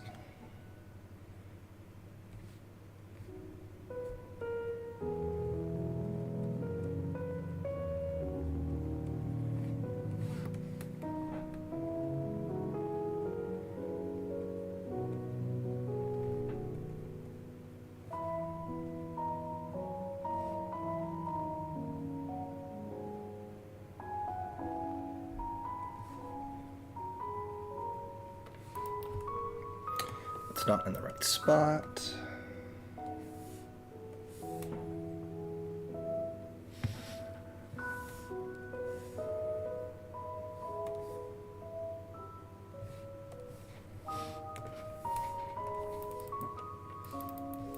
They have to redesign that eye. It's not working quite how I wanted it to, but we'll get there.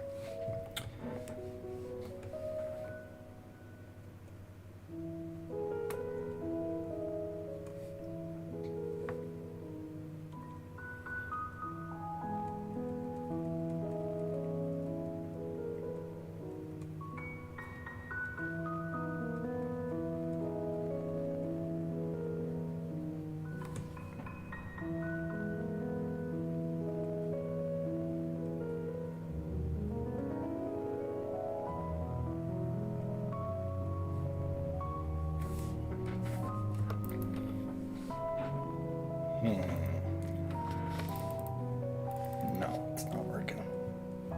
Something's off about it.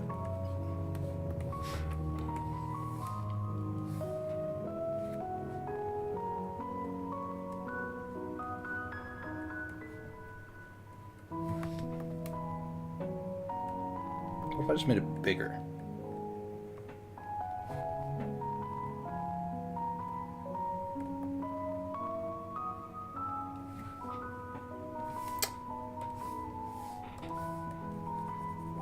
Not working. Something's off.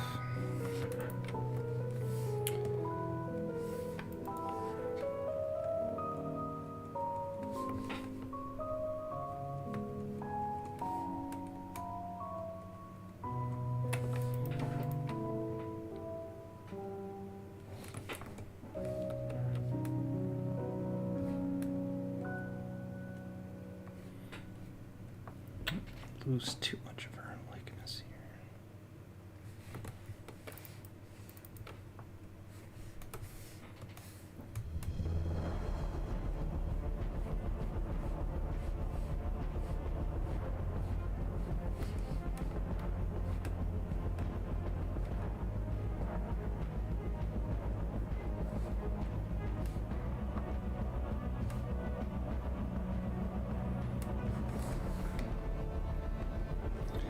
Let's try to get the final lines down here and really make the drawing pop. I'll put the mouth in, but then I'll probably have to move it around.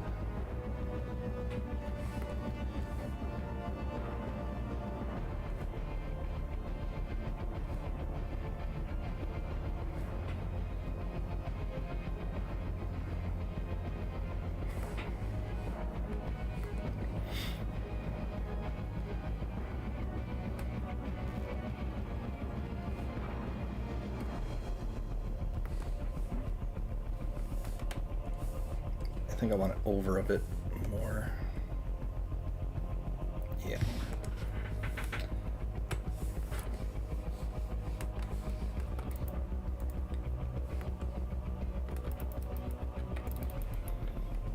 I always struggle with lips because it's similar to the nose, that if you over render them they can look kind of silly, but if you under render them then it also doesn't work. So you're kind of, it's tough to get just the right amount of lip going.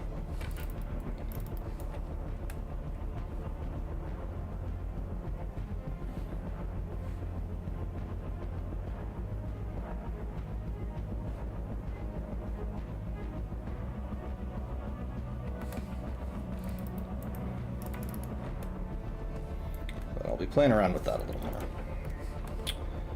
But for now, it's a good enough placeholder.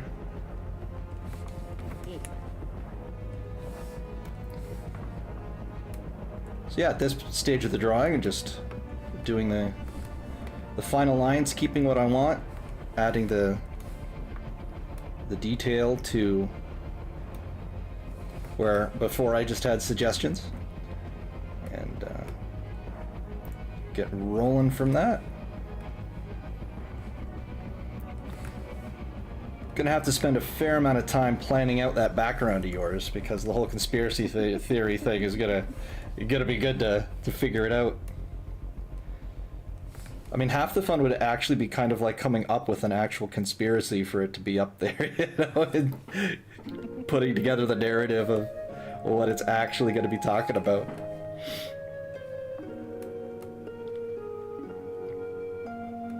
And we spread it around the Final Fantasy 14 community. There you go, that's right. It's very timely too, because we just had our own little moon mission, right? So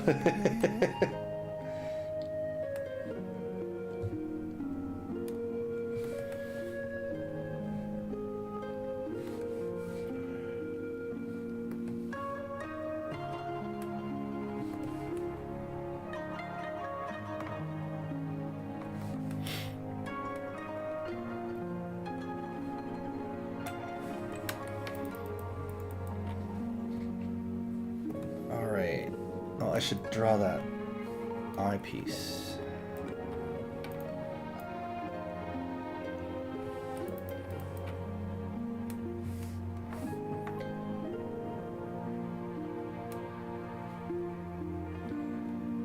Put that up here. Sorry folks, just concentrating, and maybe I'm still a little worn out from my weekend with the bees. Not as chatty as I usually am, so we'll keep working on that, especially tomorrow when I stream again. So seeing the art is one thing, but you gotta have the banter too. Build that engagement, as they say. Sorry, I'm not much of a conversationalist. Well, you've done all you've done exactly what I needed you to do for this, so it's all good. I'm glad you're still chilling. I'm glad you're still hanging out. Nice to have you here, and the conversations we are managing to get to are certainly enjoyable enough. Do you have a favorite job in the game? Now that I think about it, Scholar. Nice. Now, is that just from a gameplay standpoint, or also the quests and stuff? I think all of it. Because I started out kind of going blind into the game, and I'm like, okay, this character has book. I like book. Nice. Then it's like, oh, this happened, and then, oh, this happened, and then gotta hang out with the Tonberries, and that was fun. Yeah. Such a tragic story once you get down to it, like when you're just going through there and you have no idea what's going on. Like if you don't play Scholar, you're just like, killing the things. This is the Tonberries, what do you mean? It's like, no. Ancient Lala people.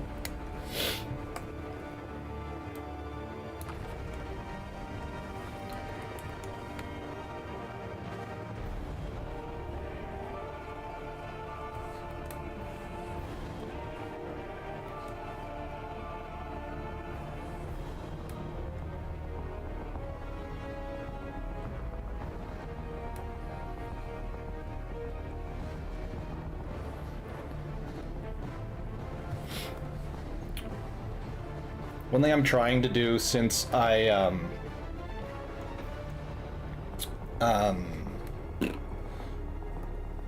am trying to make the comic of my time in the game is I'm wanting to do a playthrough on on stream, so I have video of it, because like before I started getting and trying to do the whole streaming thing, I was just recording, like I would just have notes and screenshots. So I have screenshots of every quest in the game, including the side content, as it's like narratively appropriate for my character to engage with them, from all the way up to the end of the MSQ of Stormblood. To use that as the basis for my comic, for headcanon, to have the stories and stuff like that for my time in the game. And then taking that many screenshots quickly ballooned into the fact that I have over 400 gigs of screenshots of my playthrough now. And I'm like, that's kind of an insurmountable amount of images to sort through. So I figured, well, if I do it again, I can video it this time, and that'll probably be a lot easier to keep track of. So someday I gotta get around to actually playing the game and recording my playthrough of it. That'll be nice to do at some point. Azure, are you talking about Cal?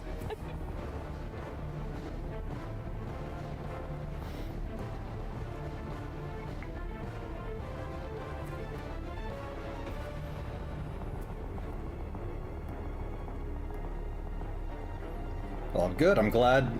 Well, nice that I. Some people have one of those faces. I apparently have one of those voices. If it is who I think he's talking about, Cal is our resident lore nerd, and like everything is like, you didn't talk to the NPC before you finished the quest. What is wrong with you? Okay, yeah. I'm sorry. I just want to play the game. Yeah.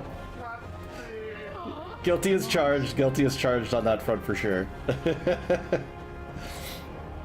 Like, I know it's not a common opinion, but like my favorite zone, one of my favorite zones in the game, is actually Little Alamigo, just because of how everything fits together within the zone, how the fates and the zone and the MSQ, it all links together really, really well. So all the side content and the main content all link up quite nicely in that zone, and it's one of my favorites because of it. So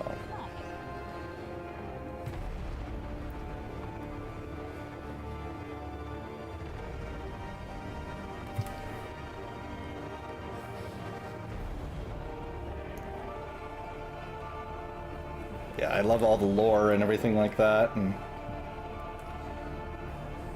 reading. I try to talk to them, like when you have different parts of the MSQ where all the scions are standing around you waiting for you to move on. Mm-hmm. I try to make sure I talk to them to see what little lore snippets they're going to give me, if anything, before I move on, stuff like that. Definitely great. So actually I had a big issue when they dropped Endwalker, because they kind of did a lore change on me, and I was like, why are they doing this? Because like it seemed to come out of left field with the change that they made. But it was subtle, and it was sort of a change, but also not a change, but it was at the same time. And that was with the in Endwalker, it was like the blessing of light was what protected you from being tempered. Mm-hmm. And before that, in the rest of the game, it was the echo, not the blessing of light, that protected you from tempering. And like that was the entire point of Stormblood, was that it was the echo. And that's why Xenos was able to take control of Shinryu and, you know, resist tempering himself and then temper the primal itself, because of that was the echo. And then we roll into Endwalker, and they're like, oh yeah, so the blessing of light. I'm like, what are you guys talking about? Like, is the echo. Like, what do you mean? only people with the blessing of light can do it. I'm like, well, it's the Echo. They're like, what are you talking about? So it was funny with I just try to treat it like a colloquialism, like, oh, I'm a Miko here, but over here I'm a, what are they called, Hitsaro in Storm Trail, and then oh yeah. Mistral in Shadowbringers. Yeah. Mistral, yeah. I'm like, it's just what somebody else thought it should be called, so I'm not gonna get worked up about it. Exactly. It was a thing. It was like a splinter in my brain every time they would mention it. I'm like, but it's like, what are you doing? That's not what it is. And especially since the finale to Shadowbringers showed that it wasn't the blessing of light that was letting us deal with the ether from the light wardens and stuff like that. It was essentially the same thing as the Echo. And so then they're like, oh, but the blessing of light is why we can do all that. It's like, well, no, that's not it at all. So it's just like a splinter in my brain. But that's all right. I'll make that a little bigger.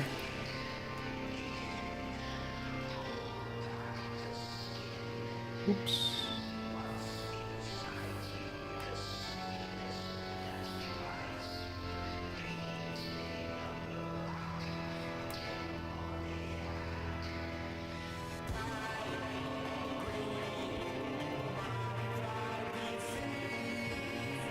There we go.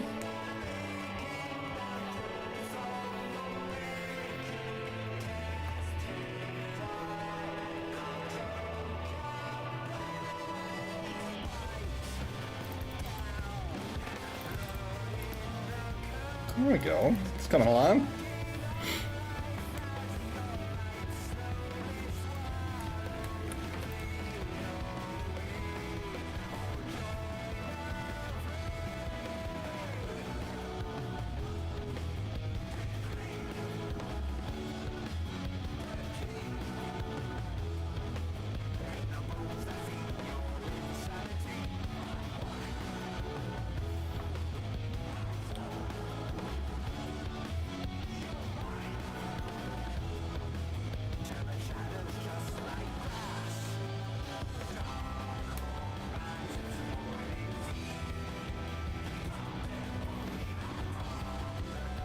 I always like seeing the different ideas people come up for their characters, because like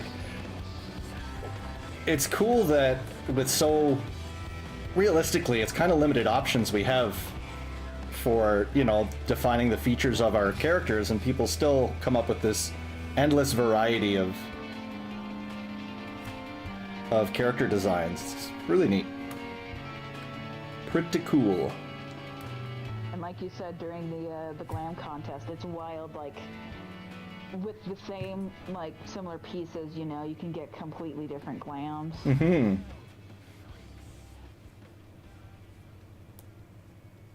Well, you know how like some simple little things you wouldn't think anything of it, and then boom, like all this crazy amounts of variety comes out of it. It's pretty fun.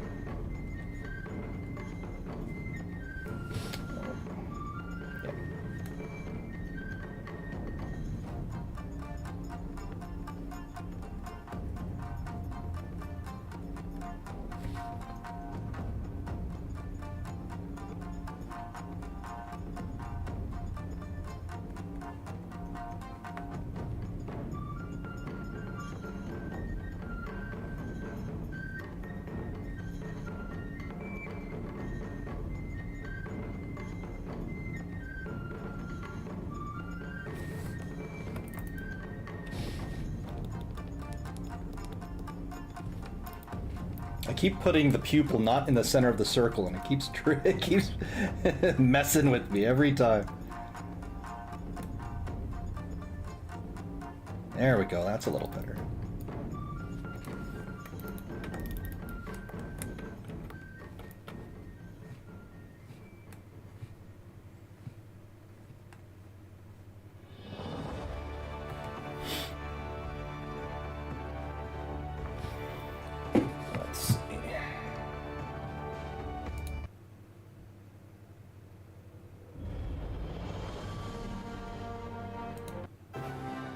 Actually, we'll let Ishgard play a bit. Why not? Haven't spent as much time standing around there as I have in Limsa. But to be fair, I don't usually spend that much time in Limsa anyway. Like, Uldah's my favorite starting city. But regardless.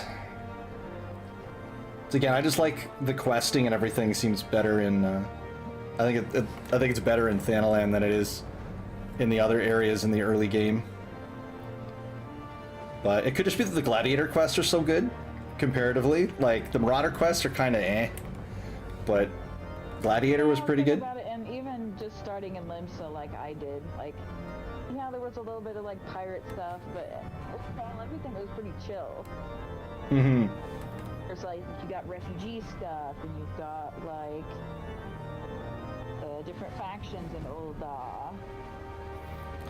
All the, like, together. The organized crime storylines and stuff going on, where you've got, like, the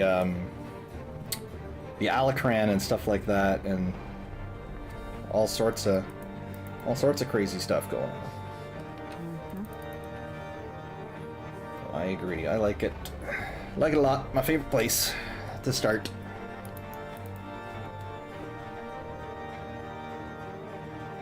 I mean, you got Master Roshi right there you can talk to. It's great. And the little potato cannons over there too, so. Yes. That quest line was kind of funny in that, like, the Black Mage one, or the Thaumaturge quest, because, like, you go there to, like, destroy this pot or whatever that had a Void Scent in it. Your character watches the Void Scent, like, possess the brother, and then you don't tell anyone about it at all. And they're like, man, I wonder why our brother's acting so weird. And you're just like, meh. It's like, sorry about that, I don't get dialogue yet. It's like, what's going on? Why wouldn't we tell them? It was so funny. And I like the writing with the Thaumaturge as well, where they have the whole they go through the little book and talking about the rules about being black mages, like, oh, if people get up close to you and stab you, that really sucks. And in their book they call it the threat of intimacy, which is just hilarious. Beware intimacy, people want to get close to you and hurt you. It's like, kind of deep there.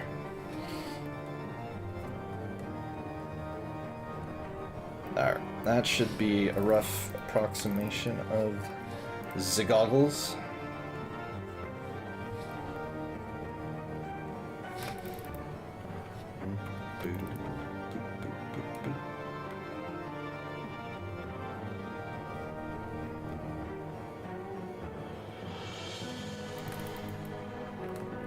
It's not so bad, I think.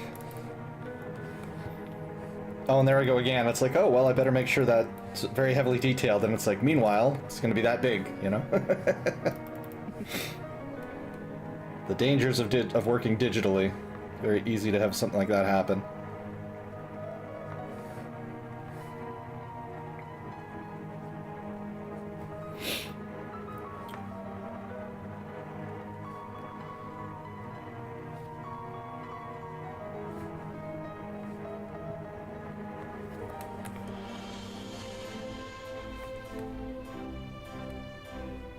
What class do you main? Paladin and White Mage are my two favorites. So I like, but I do like, I like healing in general. I like healing and tanking better than damage. Mainly, a lot of it is because I always like playing support characters in games and MMOs and stuff, and so naturally tanking and healing does that. But I also don't like waiting for dungeons, so the fair and accurate. the healing queue, the healer privilege is real, and one I very much lean into. Like I try to level my like, I really enjoy doing dungeons and such, so often leveling my different jobs I'll just grind dungeons. And so when I try to do that on my DPS jobs, and it takes more than 5 minutes to get a dungeon. I'm just like, this what is going on? This is terrible. Frick you, please help. Exactly. I'm just like, this is nonsense. What am I doing? And then like when I'm queuing for it, I was like, what do you mean it takes 5 minutes? That's right. It's just terrible. I can't stand it. This is how you people live? Yeah, exactly. So, it is so funny. And what's always interesting to me is that more often than not, I end up seeing, like, the dungeon queues say that they, you know, that a tank is needed, and they give more rewards for tanking, but then tanks never, I seldom get an instant queue. When I queue up, it says, like, oh, we need more tanks. Like, the job in need is tank, and then I queue up, but I still wait. I'm like, what's going on? Whereas I can swap over to healer, where it still says that you need tanks, and then boom, immediate queue. I'm like, how does that work? It doesn't seem, the math ain't math in there, Square. But I also like Gunbreaker a lot as well.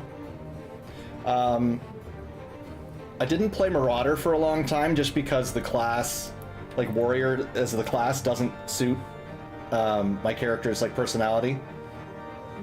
So, but then I made an alt and tried it out. I'm like, oh yeah, this is actually pretty fun. Yeah, 'cause I have Warrior and Gunbreaker as my tanks. So Nice. Like, I don't know what I'm doing, so I need more self-healing. I'll go. Yeah. Warrior. It's like, okay, I kind of have a better idea, then I'll go Gunbreaker because he's got more mitigation. Yeah. Oh, it's fun. I basically I decided that like Alara, she really likes swords, and so I picked up all the sword jobs. And for some reason, Marauder, when I was using it with her, it felt like slow and clunky. Like it looked slow and clunky. I think with just the animations on, maybe it's just how it was animated with the Highlander model. I'm not sure. With the female Highlander there, if that was the way it. the class is built, because it's supposed to be probably slower, but like chunkier hits, quote unquote. Yeah. So like, yeah, it takes me longer to hit you, but it's gonna hurt when it lands. Mm-hmm. What was neat? Like, you know, precision with the paladin and the quick strikes and... Yeah. So what was interesting though is like when I played it on a different race, it didn't feel or look as clunky. I found, or like when I played it, I made a like what Josh has, where he has his self-insert. That's his character. I made an alt that was a self-insert of myself to make my character look like me, and I'm like, I'll try the Marauder thing. Why not? And so tried that, and I was like, oh well, it doesn't look as, I don't hate it like I hated it when I was using when I tried it out on Alara. So I thought that was interesting. Like a stature thing, or like you said, like just a race combination. That's like, it just, for some reason, it doesn't like working with this. Yeah, it's just for some reason it didn't look right on her. Maybe I'm used to it now, and I could probably do it again. But yeah, I got Paladin and Gunbreaker. I don't need Warrior. Yeah. And I like Paladin's my favorite because I get to pretend to be a healer if I need to. So, because like doing either soloing dungeons or doing like just with a handful of people, or you know, you do it with less people, or you do Palace of the Dead and stuff like that. Once you get your healing spell up, then it's like I can help everybody. Yeah. Right? Because you get it's got so many party buffs and mitigation you can share. That I like doing that, and often, like if there's new content that I queue into, if it's the trials, Paladin is such a great like off tank because it has those other abilities that I can use. So, like if I don't have to main tank, then I can throw, rather than using my Holy Sheltron on myself, I can just throw extra mitigation on the main tank. Which I find lots of fun. I like having the big winged shield thing where everyone can hide behind you to take some less AoE damage. I like that ability too. It's fun. With our powers combined, my barrier heals and your shield will be unstoppable. That's right. Why? You use a sword though, a big stonking sword. Mm-hmm.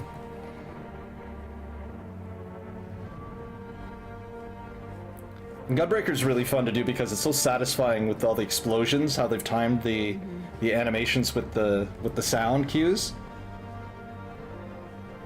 Yeah, class sound design is great. Like,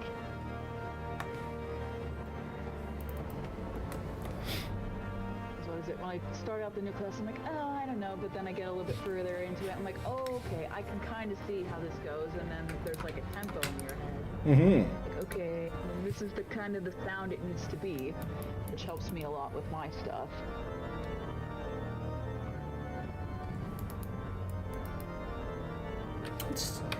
How are we doing on likeness here?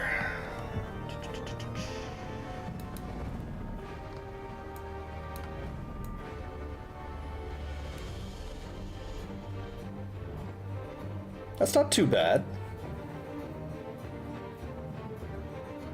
Hey.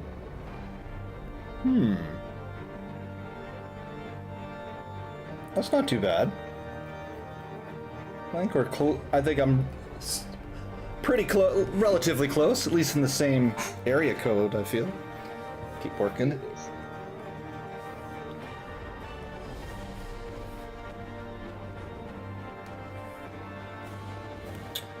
Alrighty.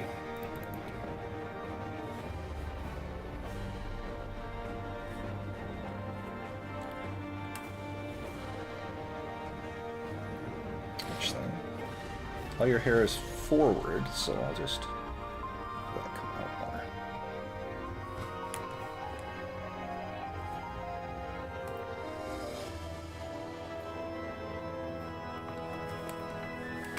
How long have I been at this? Let's see. Just curious how long it takes me to do things. 2 hours.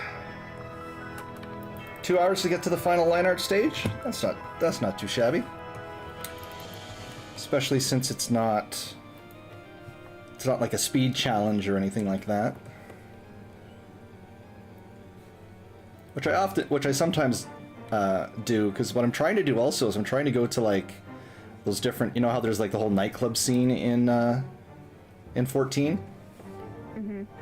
Trying to stop by some places that are running events and stuff and offer like raffles to do art on stream for people who are at those parties or whatever. I think it'd be another cool way of getting yourself out into the community. Exactly. Making art for people and get myself out there.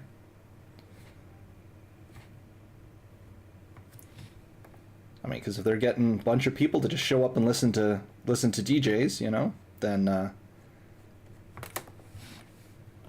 maybe a handful of them would like, hey, yeah, hello. That's right. Some of those fine folks will want to see their character drawn. You like Final Fantasy? Do you like your character? Do you like art? Well, I have news for you. That's right.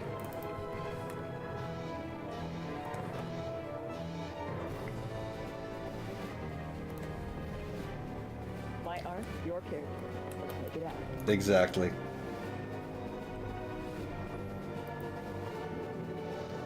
I gotta get finishing some pages of headcanon as well, because certain parts of the story, like, you need other characters in it other than just your Warrior of Light, right? So what I want to do is I want to have different viewers and people that, you know, tune in or are watching the stream and stuff, give them the opportunity to have their characters in some of the comics. And I think people would like that too, to see their character in like a comic book, part of a story they could read. I think people would like that.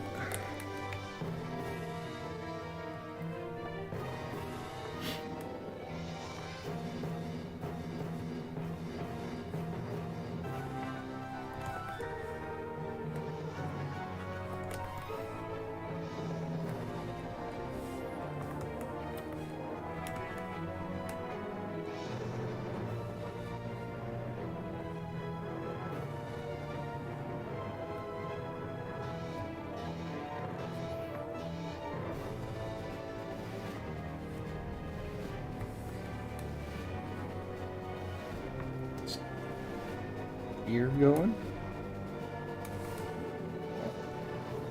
Earring. I do like that attention to detail there where they put the earring on the actual cat ear.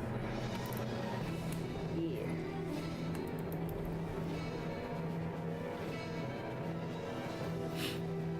Which of course begs the question, if you remove all their hair, do they just not have ears? They don't have ears. So that would look so funny, right? And confirm. Yeah, so like you can get some like the shorter haircuts, like just the buzz cuts, and it looks so awkward because I'm looking there expecting to be ears, but the ears are up there. That's so funny. But then what? That's so funny. Is that the Uncanny Valley vibes. Yeah, that's the Azim earring, isn't it? As the Azemia, whatever the hell, or the god version, the goddess version is. Because it's not the Minfina's one. Is that the collector's edition for Endwalker? Ear screws. Oh, okay. So I think this is just a craftable. Okay.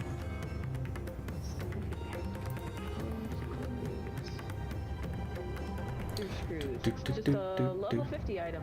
Okay, cool. It has some of the stuff, some of the dangly bits on it, similar to the collector's edition earring. So that's what made me think of it.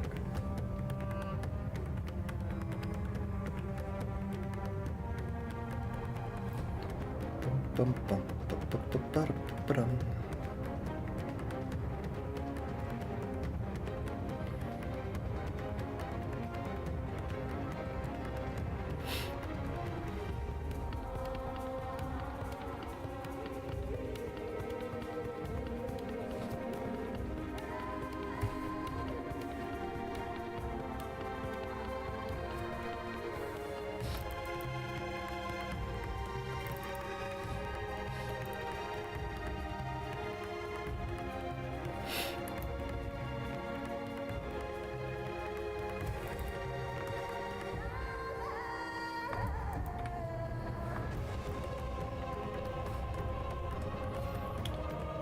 Alrighty.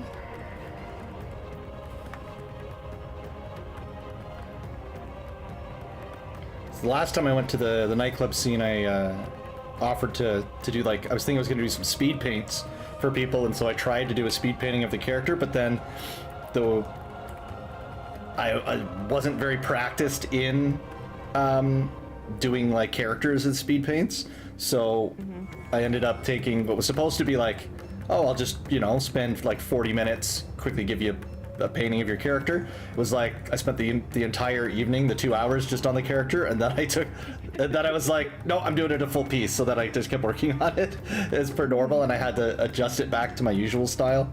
So it was like, oh, that was supposed to be a quick little thing, and it turned out to devouring my day because I wasn't satisfied with. I am invested. It needs to be right. That's right. I was like, no, I can't do it. It's not working. There's nothing wrong with taking pride in your work. Oh, for It sure. didn't pan out the way you had anticipated. Yeah, it just takes, you know, it just slows you down. I think that's decent enough.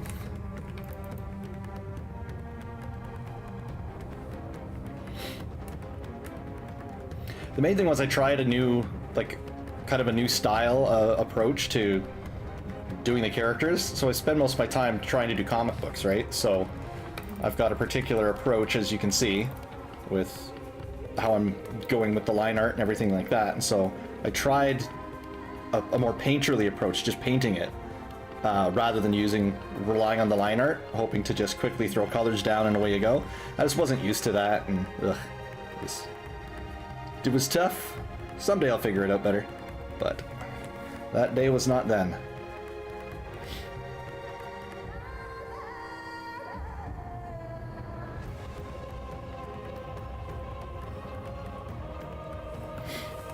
Alrighty.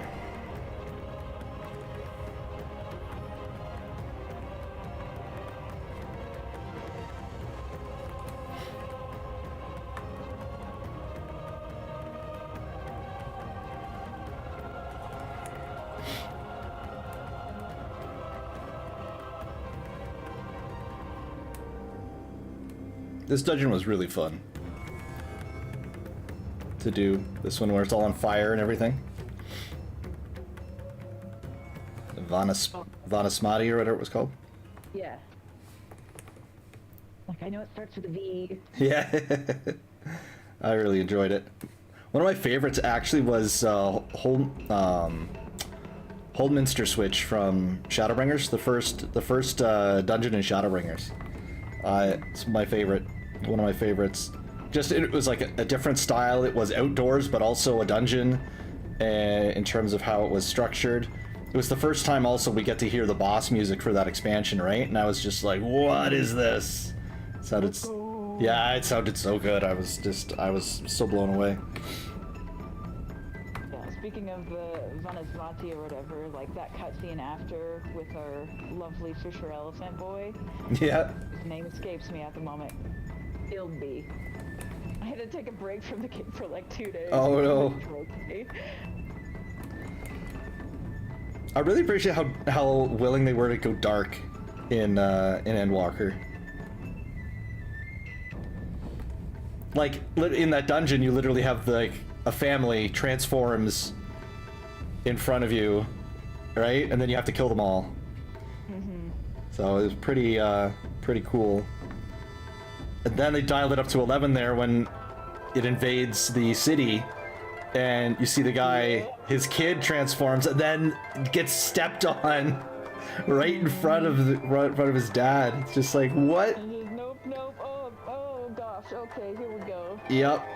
It's just like, oh wow. It helped to like sell like the weight of everything. Yeah. Cause like the kid transforming into the demon, like into the blasphemy, was like already enough of a, oh my god, he just saw his kid transform into a monster. But then to just have it mercilessly stepped on immediately after, it was like, what is going on here? It was so good.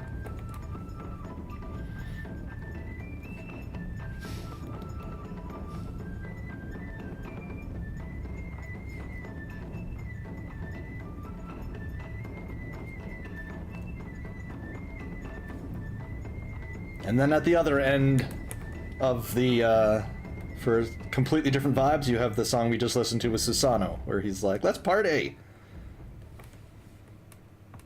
Yeah. Let the revelry commence! It's so good. The seas part for we alone. Oh, he's so fun. I think my favorite fight of all time is Ravana, just because his yes. voice line. He just like picks everybody up and he's like, rejoice in the glory! Yeah. Yeah, and of course the soundtrack from it was just like, what is so good? When the incredible bass voice comes in here, you're like, wow, I was not expecting that.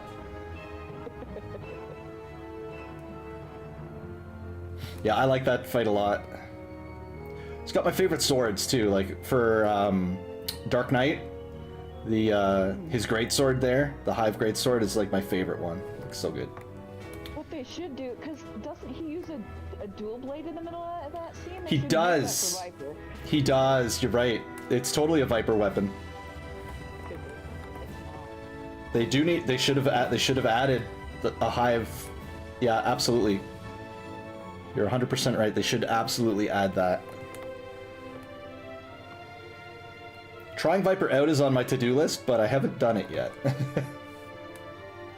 Yeah, I haven't even bothered because I'm like, I already have Samurai and Ninja, so I don't really need a melee DPS. Yeah. Plus, it's not like good enough to like really interest me in the gameplay. Yeah. I'm like, Like eventually I'll need to get to it just because, like, lore-wise, Alera likes swords, so I'm gonna learn all the sword jobs. But all the sword jobs. that's right. So it looked, but it looked very spammy, and I was like, eh. Didn't quite hold my attention enough. I'm gonna have to look what Carrot's docs actually look like. That's funny. It's one of those things you just take for granted. I think you're close. I think they're sort of leafy. Yeah. I'm gonna. We'll leave it there as a placeholder for now. This is carrots. It's so funny. It's like, oh, I got to make sure I have my references to look up, you know, how the folds work, or how does the hair sit, or got to make sure my anatomy's on We're point. anticipating carrots. Yeah. And meanwhile, I was like, I don't know what leaves on a carrot look like. Nobody ever expects the carrot. That's right. But it just pops up everywhere. It's so funny. Not at all what I was expecting to need to look up.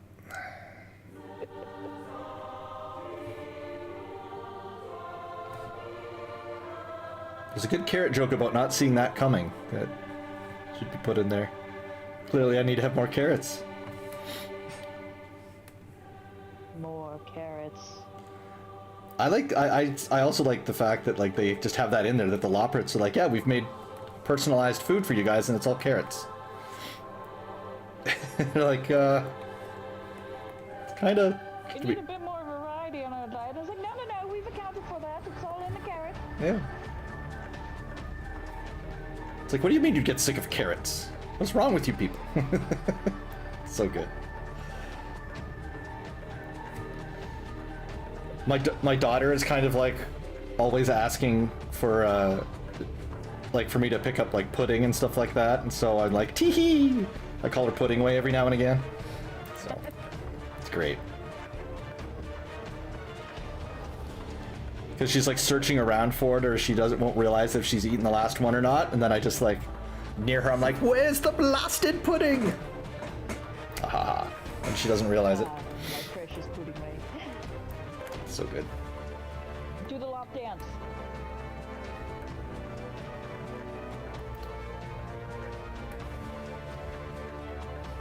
Lop dance.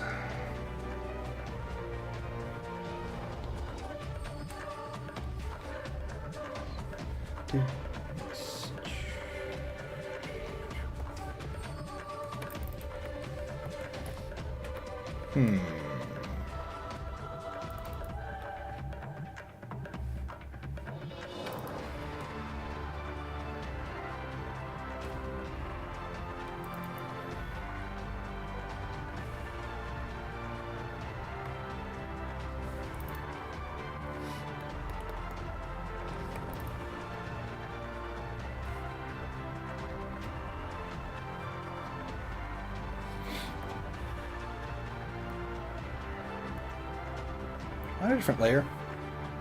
I am.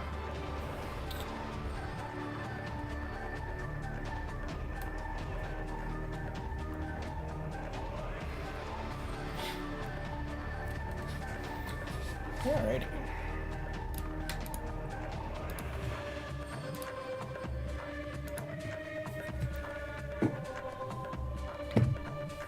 Let's see how we're going.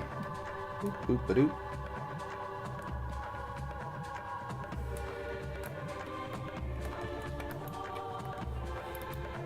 Coming along well. Yeah.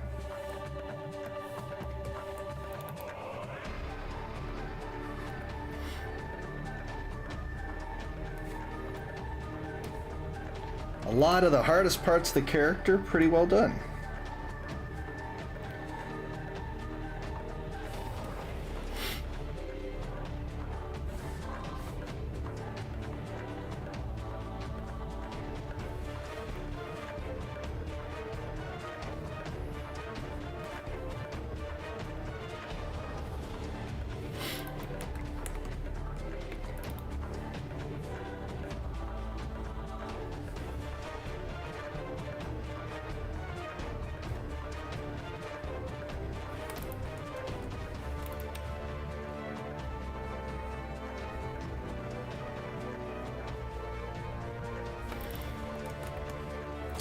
All right, so let's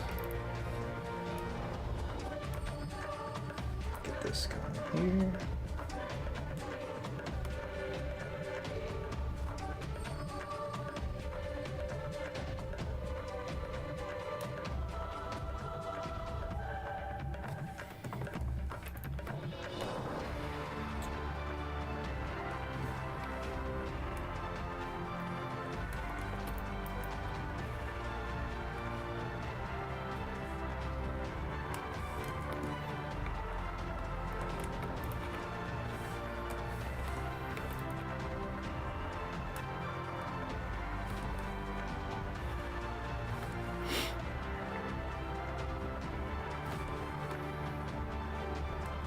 I'm gonna start planning out some banter topics for next time I'm streaming, just so I can keep the dead space at bay. Yeah, I'm just collecting a bunch of Carrot Moon conspiracy pictures to put on. Oh, excellent! Thank you. That's gonna be perfect. And for the sake of brevity, because oftentimes what I do is I fully hand draw everything, but I think for throwing in your news articles and making sure we can put as much content into the background as possible, I think I'm gonna like put a smattering of things and then I'll just quickly trace over them and then render them properly after, just in the interest of saving time. Because like with this page, for example, like I'm drawing in everything for Charlian, so you can see all the streets and everything here, right? So, I mean, in theory, I could have just put the background in there and then traced over it to get the line art quickly, right? But I don't want to do that. Rather put it all together. That one was fun to do. This background, I hadn't done a landscape painting in ages, so it was pretty fun to take a crack at that. So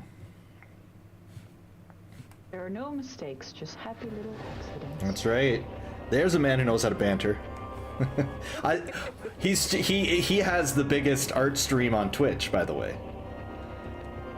Ew. Bob Ross. So whoever set that up was a genius.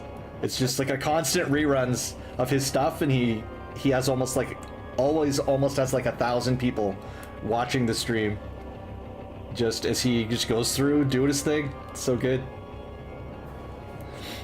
I loved seeing that in the Arcadian with Dancing Green when he summons his backup dancers and they're Frog Ross, like they look like Bob Ross but frogs. It's so good. I loved it. It was amazing.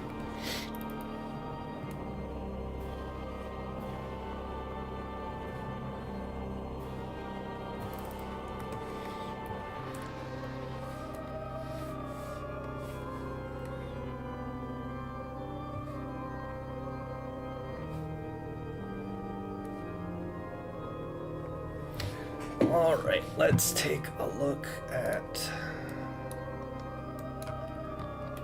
So we have a seam, some stitching, and then some more stuff here.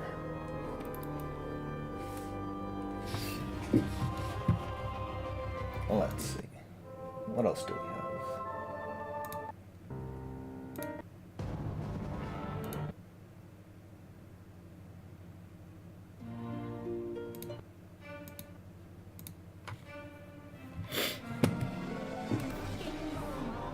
My kids love this song.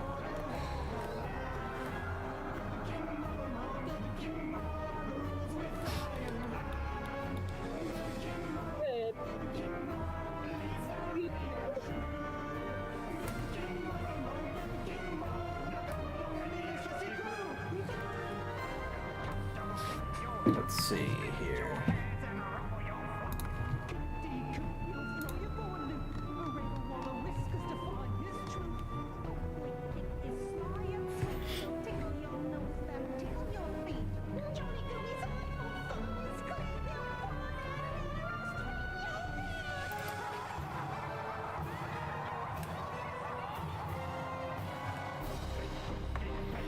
How low on the jacket? Well, maybe this one will tell me.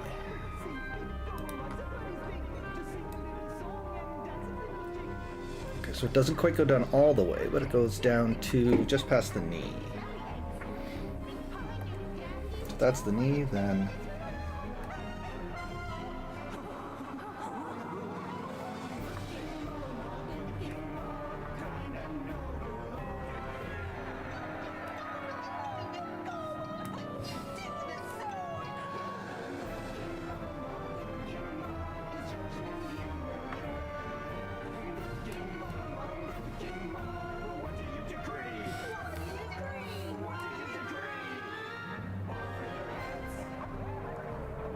Crazy little moogles.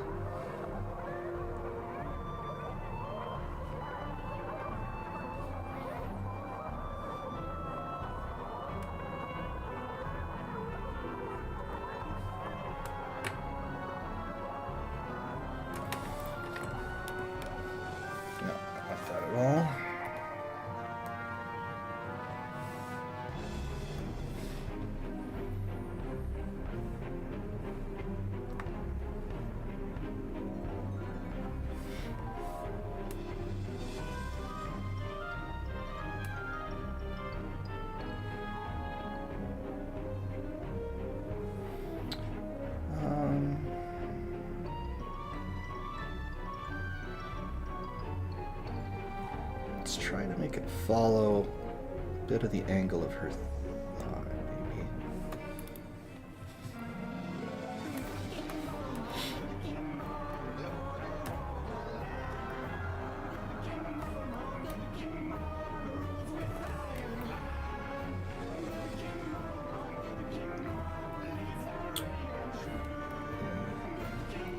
Yeah, I got a lot of catching up I have to do in Final Fantasy as well, because I play so many characters, so I gotta get back to it. But, you know, it's only only so many hours of the day. And the best part about it is, it's like the content's not going anywhere, so you can go at your own pace. Yeah, exactly. I've never done like the Savage modes or anything. I've never done the hard content on time. So someday I'd like to do that, but yeah. This expansion we have been working through the extreme fights to some degree of success. yeah. Oh my god, what happened there? Stop that. Yeah, someday I'll get. I don't think I'm ready for Savage content. Yeah. Yeah. Like, someday I'll get on doing that, but, like, looking at just some of the, like, tutorial videos that Josh was, like, trying to learn, I was like, that's a lot. I don't have time for that, unfortunately. Some other time, maybe.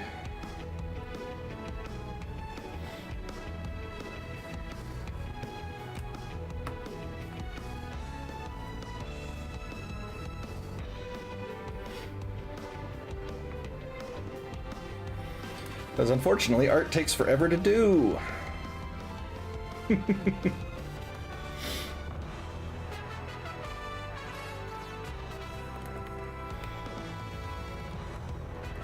As you can clearly tell.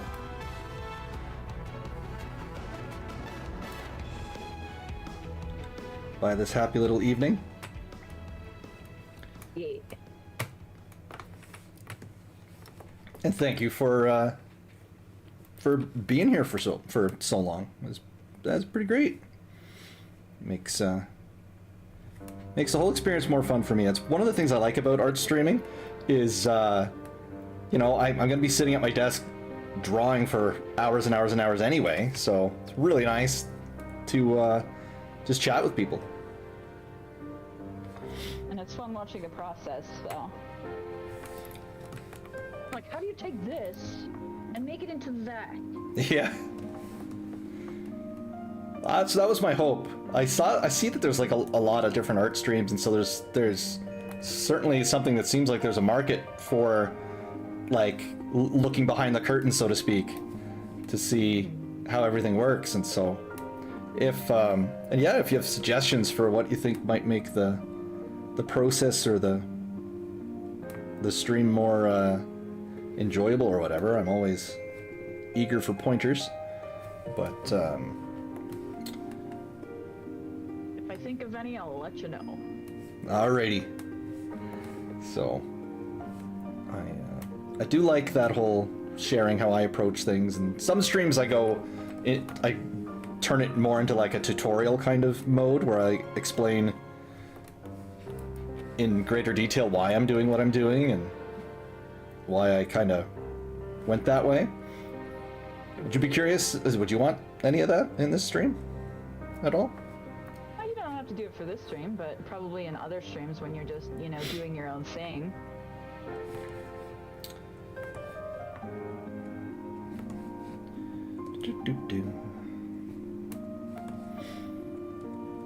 I was trying to think about. I'll pop in and watch you flesh out that one of Old Charlian. I can't wait to get back to that one. That one's. It's been staring me in the face. I started it ages ago, and it's like I haven't had the opportunity to get back to it. It's got so much to do too. Like I have to all of these buildings, and one thing that I was concerned with was that since making the architecture, I have to like measure it out so much and put the lines, everything.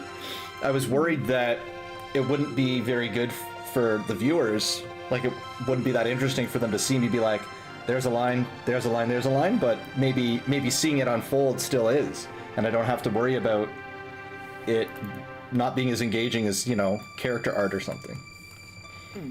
Just something I was musing with, but because I don't know, right? I've only done this. I started streaming like the end of November, I think. So I certainly do not have much experience with this stuff.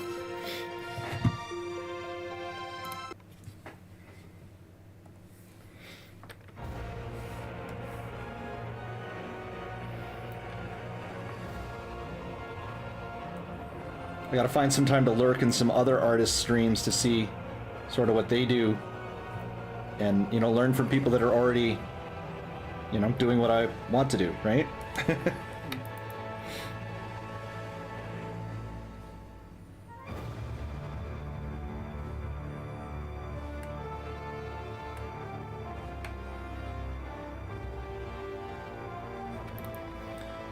So in terms of seeing the process, what part so far have you found most interesting?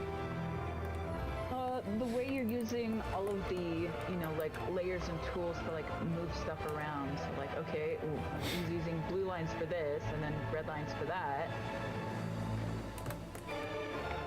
Cool, cool. Yeah, I've kind of just settled into a way where I do a lot of redrawing now. In the past, I used to not like, and same with like traditional, I used to not erase all that often. So I would, because I was like worried of like, often happens in art where something works but something doesn't, and then you're like, you kind of don't want to risk ruining what worked. The one that doesn't work. That's right. Yeah. Yeah. So it's like you get nervous about, okay, well, it's kind of working, but it's not, and then so I just have found that the layers are such a great way of, if it's not working, you just restart. You don't lose anything. And so it lets you, it's very freeing in that regard, because you can just, no fear. And though I vastly prefer, from an entertainment standpoint, for myself, to do traditional inking, so, you know, with liquid ink and a nib pen and everything like that, it takes me so long to do it that it just wasn't worth investing the time to do that. And I kind of, when I'm doing it digitally, everything's, if I make a mistake, I just erase it, right? I can just hit my undo button, but when you're inking for real, if I make a mistake, that's there, and now I have to use whiteout and, you know, this, that, and the other thing. So I found that when I was inking on paper, I hold my pen in like a death grip, it wears my hand out really fast. So I wasn't able to, so it was hard to ink an entire comic page in a day because I would just get so tired. My hand would start getting sore. Whereas now, you know, whatever. We're closing out on 3 hours, so I've just been sitting here drawing for 3 hours, and, you know, no biggie. Just because I can touch, just a very light touch on it. I got to make sure also I'm drawing in the right section of the screen for you guys. Just realized I hadn't looked to double check that I was doing that. I have it more or less set up with where I like to draw on the screen, but I assume you're like using a tablet system, right? Yeah. So I'm gonna send you for a loop here. Oh, here we go. We'll get really meta on you. Let's see. My damn stand. Green flaps, Jen. Let's go. Not quite over enough. Where is it? There we go. So there's part of it. And I was ventured that way. Okay. That was not nearly as elegant and easy as I expected, as I thought it would be. But yes, I have a display tablet that I work on. Let's see, put me back. It's an XP Pen 22 or something like that. So it's 22, so it's basically like a adjustable 22-inch monitor that I draw on. So now that I completely messed the camera up for that little excursion, but that was fun. So, but yes, and I have a small one that I travel with, so I have a mobile office kind of art setup as well. So I take that one when I head down to the farm, because I'm there half the time in the summer, and so, you know, after a good day of bee work, there's art to do. So I didn't want to risk taking my big one, packing it around and moving it all every week, right? Because if I damage it, oh, it'd be devastating. Everything is awful. Oh yeah, it would be no good. I'm not in a position where I could replace it very easily. So yeah, I use the smaller one.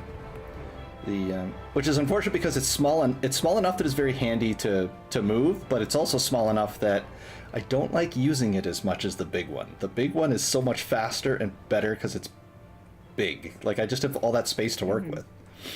So I just find it more cumbersome to use the little one. But, you know, it was either that or nothing. So I had a non-display tablet that I used to use. It was an old Wacom Graphire 2, is what it was called, back in the year, I think I got that one in the year 2000 or so. I used it for like 20 years. It was still going great. Wonderful quality of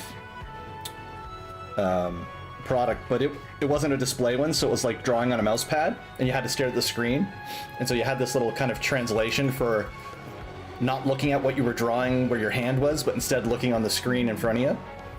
And that would be disorienting. It's like, okay, like, exactly. Disconnect.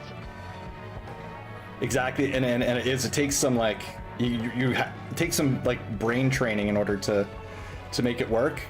And so I bought my big tablet first, and when I was deciding to try to do art professionally, I got the tablet and then started using that, and then had the non-display one as my mobile office. And then whenever I had to switch between the two, I was like, this is miserable. I don't want to do this anymore. So I got a display tablet. So like, it just was not worth the insane loss of time that was.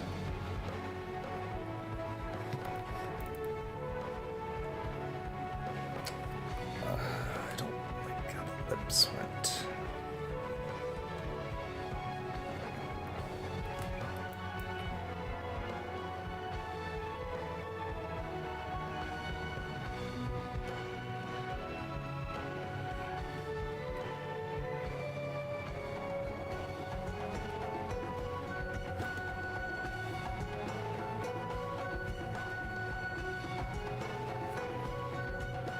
Do you have any predictions for where we're going after Dawn Trail? Any thoughts? Not really. I suspect maybe Miracidia. I believe that's what it's called, the Dragon Continent. Might go there. We kind of did the Void already, which is a shame, because that should have been its own expansion. But it would have to involve some of the other shards, right?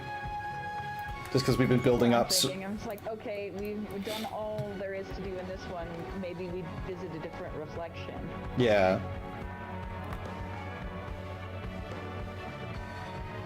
I would think something like that, yeah. Like, now we have the key. We can, you know, maybe really figure out how to go between. That always seemed really weird to me, that it's such a mystery, because like Graha did it. He's right there. He knows how to do it. Why is he not telling anyone? Are they all just like, oh, it uses the crystal tower, it uses too much ether, and so we can't use the tower that way anymore? Is that what they're doing? But it's like, no, they're just like, man, I have to figure this out. It's like, well, Y'shtola, he's right there. Like, what? Y'shtola, if it is she isn't the one to figure it out, she's probably gonna be like, no, I got this. Yeah. And meanwhile, we can just like use We just do it. basic whenever. It's like, teleportation magic to do it, like at no problem at all. It's like, what you? Why didn't you guys, synchronize to the Aetheryte? What's wrong with you? You know? Make friends with the Fae folk. Like, I don't know what your problem is. That's right. And I also like how we're completely unhelpful, because like, it's literally we could just talk to Fael. It's like, well, how do you do it, right? How do you pixies take? Because the signs are like, oh, we can't cross, and meanwhile, I'm just sending random goods, like, just sending my property back and forth. They're like, oh, they're all like having this existential stuff, and they're like, oh, you know what? In Norvrent, they've got a really nice hat, so I'm gonna jump dimensions just to get this cool hat, you know?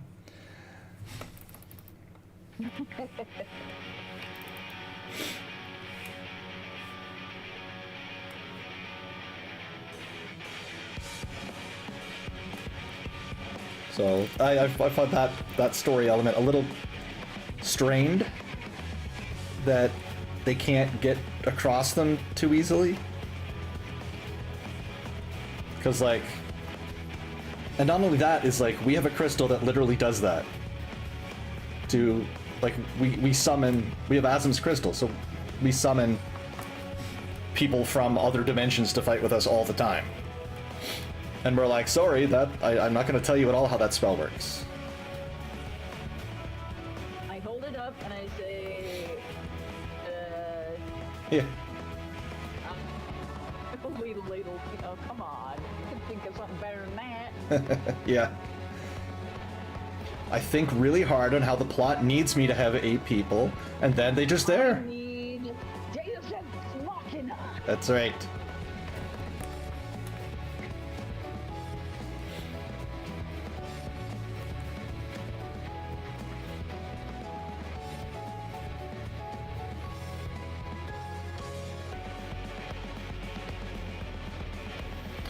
The fact that it's summoning magic makes it kind of interesting in that, because it's like you're like, who are you summoning? Where are they coming from? And like, what is this? Like, do they know anything about it? Like, I understand the Are they aware of it? Do Exactly. they know too? Is it like, hey, I scratch your back, you scratch mine? Like, okay. Yeah, it's like, so what are we doing with that spell, right? And how everybody's just totally cool with it? Yeah. And like, Summoned you from a different dimension. I need you to fight this guy with me. yeah. And so it's neat. It's like, okay. And then also the thing is like, well, when did that get made too, that spell? Like when did, like, cause like, I know they have the shard there, and that shard was, Emmett Silk made it in honor of Azim, but like, he would have made it to, if it was Azim's spell, why would past us have a spell that draws people from other like rift worlds when none of them would have existed back when Azim existed, right? So it's like,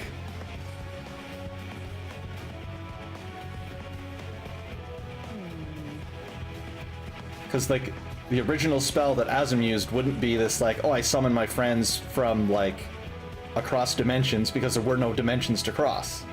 The world was united and whole, there were no shards.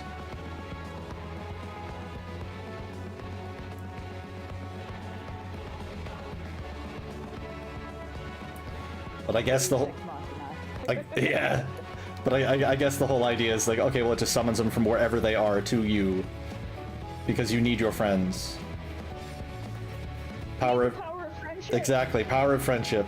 Get out of here, logic. We don't need you. We got the power of friendship.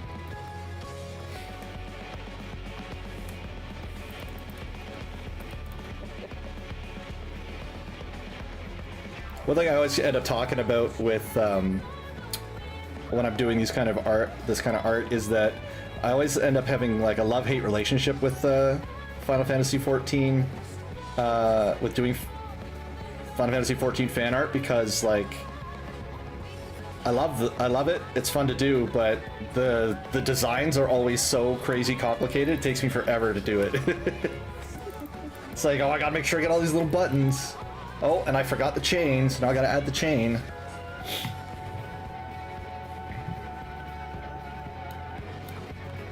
All right, so that's at the first button. We have the chain.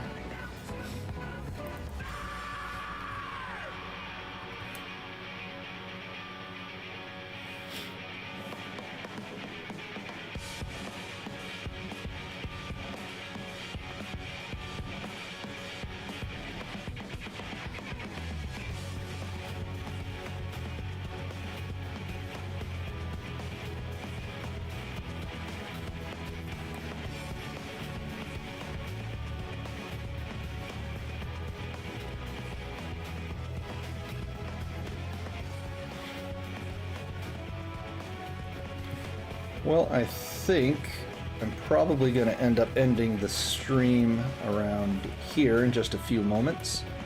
3 hours, a pretty good run for the evening. Thanks for letting me watch. Well, thanks for joining in and spend this time with me. Always, and thanks for winning that contest. It's by lets me draw some cool characters. So. I like that your character has a simpler design than the other runner-ups, but we're making up for it by having the crazy background, so... I think I'm gonna need to shrink... Now you can use it as a meme in your own content. That's right. That's right, so I very selfishly will admit that that is a wonderful perk. Yeah. I think the meme is gonna be... Get a few chuckles out of this. I should use it as like a your character. I could even use it as like a your character here thing, where I've got the whole meme set up, and then I could just like plop in different characters in the exact same pose. Or you could just like put little replace the little pictures with art that you've done. Oh yeah, that's right. Their characters here. Oh, that's a good idea, yeah.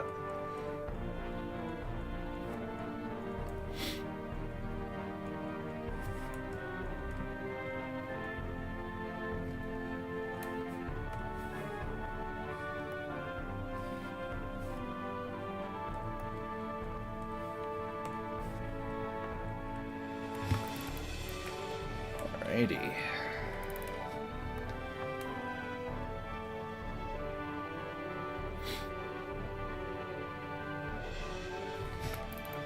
Just need to put the chain.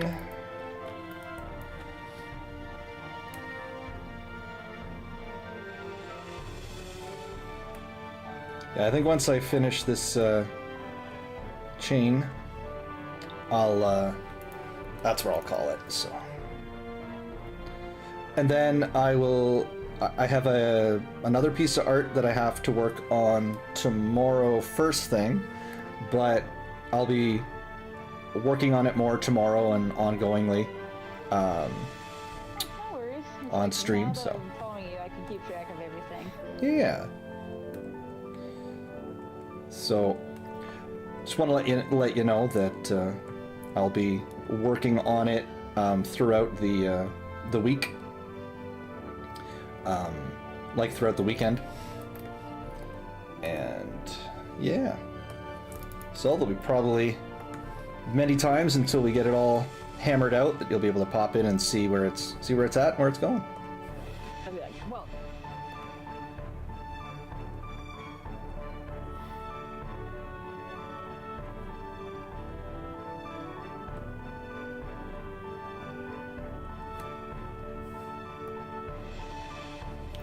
Let's just put that there right now.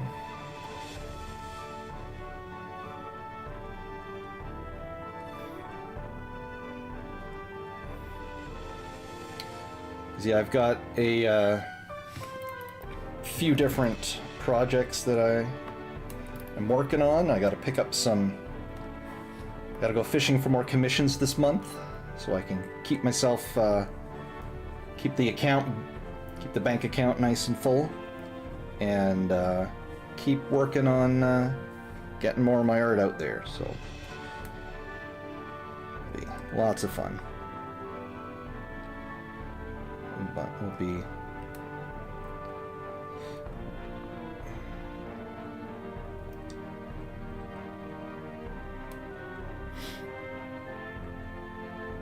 It's gonna be fun moving on to the coloring stage is always really fun too.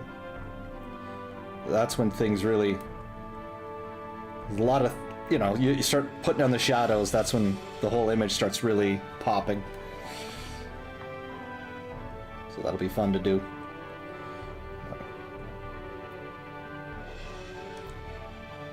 But yeah, I have a simple addition on a piece of art that I did a little while ago. The guy that bought it wanted to add something to it, so I'm like, all right, I'll do that. And once that's done, then we'll be working on this one until I get this one done. And intermixed with that, I have a tattoo that someone wanted me to design, and so I got to make sure I get that one done. And then, yeah, that one is. Tattoos, babe. So. He designs tattoos. So yeah, I do a little bit of everything. So what? So what she wanted was a Jinx from Arcane, and so she did a rough kind of design, and so this is where I'm at right now. And so I have to finish the sand, render the sand, and render the hourglass and get the glass looking proper, and then obviously add rendering to her. But this was the tattoo commission that she wanted from me, so pleased with where it's going, but got a lot of work to do on that one. Lots of good lots of stuff to keep me busy. So all right, let's see.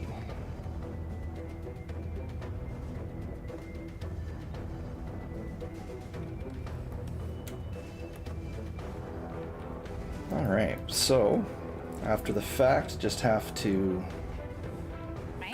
go over some of the lines again to smooth them out a bit.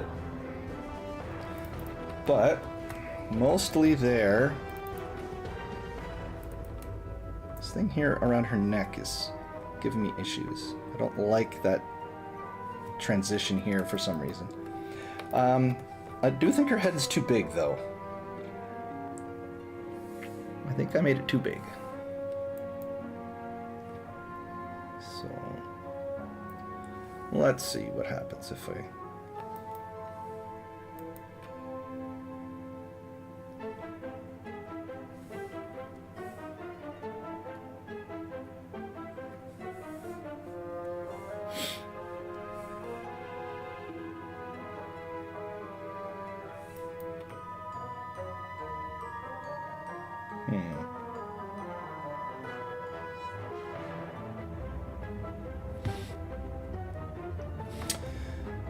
Not sure. Oh well. Worry about it later. But yeah, that's where we're going with the line art. That's what we got done in these 3 hours, so not too shabby.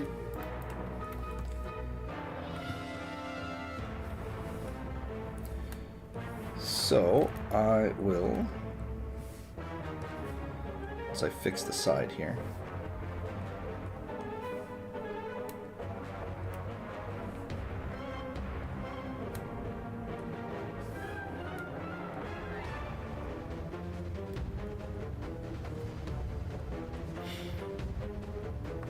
This song's actually good for a conspiracy kind of thing.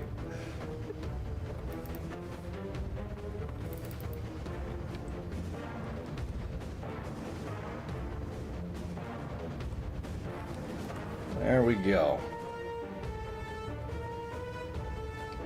We'll put all the layers back on just to show all the progress. And alrighty. So, thank you very much for hanging out. Thank you for your cool character. Thank you for the ideas. It's gonna look great, and this was a lot of fun. I hope you enjoyed watching me work, and until next time. So that's where I'll leave it for tonight, and yeah, I'll be streaming tomorrow at 11, and then again in the evening, and yeah, so I guess that's enough of an outro, so until next time.